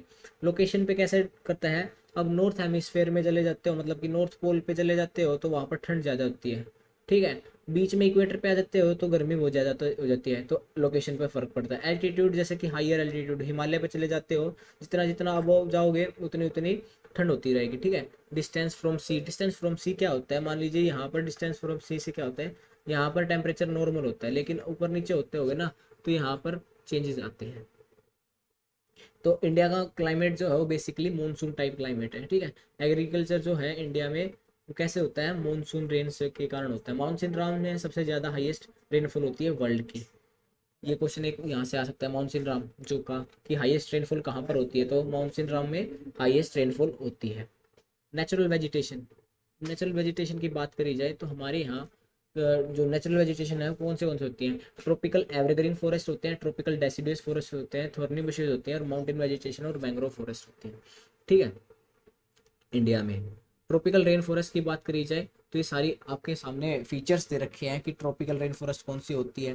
ट्रॉपिकल रेन फॉरेस्ट बेसिकली वो वेजिटेशन होती है जिसमें हैवी रेनफॉल की रिक्वायरमेंट होती है, ठीक है, या फिर जहाँ पर ज़्यादा बारिश होती है वहाँ पर ये मिलती है, ठीक है। और ये काफ़ी सारी डेंस होती है। डेंस क्या होती है, क्योंकि यहाँ पर पेड़ बहुत ज़्यादा चिपक कर ज़्यादा होते हैं, अगर जब चिपक कर होंगे तो क्या होगा, सनलाइट जो है ना वो हमारी धरती पे नहीं पहुँचेगी, ठीक है। मैगोनी एबोनी रोजवुड जैसे एरिया सॉरी जो प्लांट्स हैं ट्रीज हैं यहाँ पर मिलते हैं, ठीक है। तो अब आपसे एग्जाम में एक क्वेश्चन ये भी पूछ सकता है कि ट्रॉपिकल रेन फॉरेस्ट के ट्रीज के नाम बताओ, ठीक है, ट्रॉपिकल डेसिडुअस के फॉरेस्ट के नाम बताओ।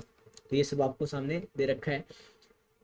अंडमान निकोबार और नॉर्थ ईस्ट स्टेट्स में ये जो है ट्रॉपिकल रेन फॉरेस्ट मिलते हैं। ट्रॉपिकल डेसिडुअस फॉरेस्ट क्या है, जो ट्रॉपिकल रेन फॉरेस्ट से कम रेन पर ग्रो करते हैं तो उनको बोलते हैं हम ट्रॉपिकल डेसिडुअस फॉरेस्ट, ठीक है।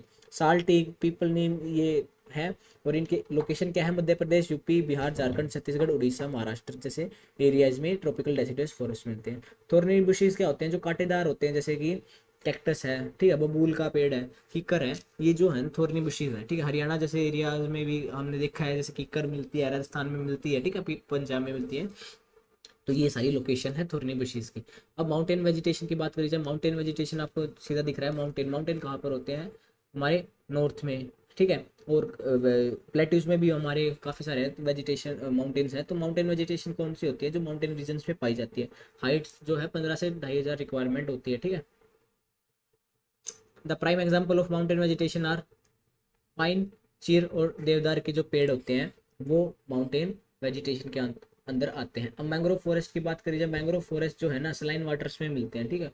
कोस्टल एरियाज जो है बेसिकली वो मैंग्रोव फॉरेस्ट है। अब सुंदरी जो है ना वो एक एग्जाम्पल है, बेस्ट एग्जाम्पल है मैंग्रोव फॉरेस्ट का। Sundarbans gets its name from the this tree. अब मैंने आपको बताया था ऊपर कि जो हमारा सुंदरबन डेल्टा है उसका नाम कैसे पड़ा, तो सुंदरी ट्रीज के कारण सुंदरबन डेल्टा का नाम पड़ा, ठीक है।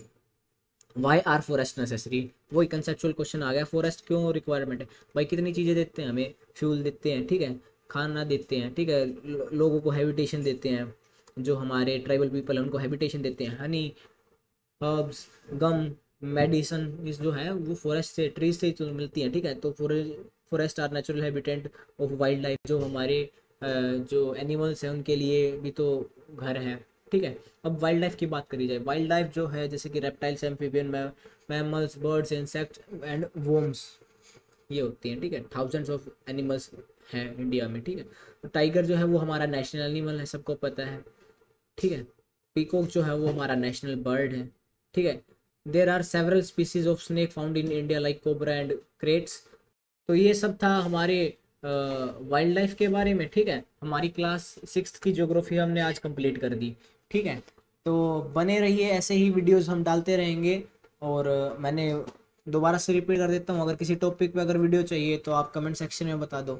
वारूम क्लासेस को इंस्टाग्राम पर भी फॉलो कर सकते हो डेली फैक्ट्स की जानकारी के लिए, ठीक है। जो मैंने आपसे क्वेश्चन पूछे हैं वो कमेंट सेक्शन में बताने हैं, ठीक है। जो डाउट है वो बताने हैं, और अपने दोस्तों के साथ शेयर करना इस वीडियो को। आज के लिए बस इतना ही, मिलते हैं नेक्स्ट वीडियो में। Thank you.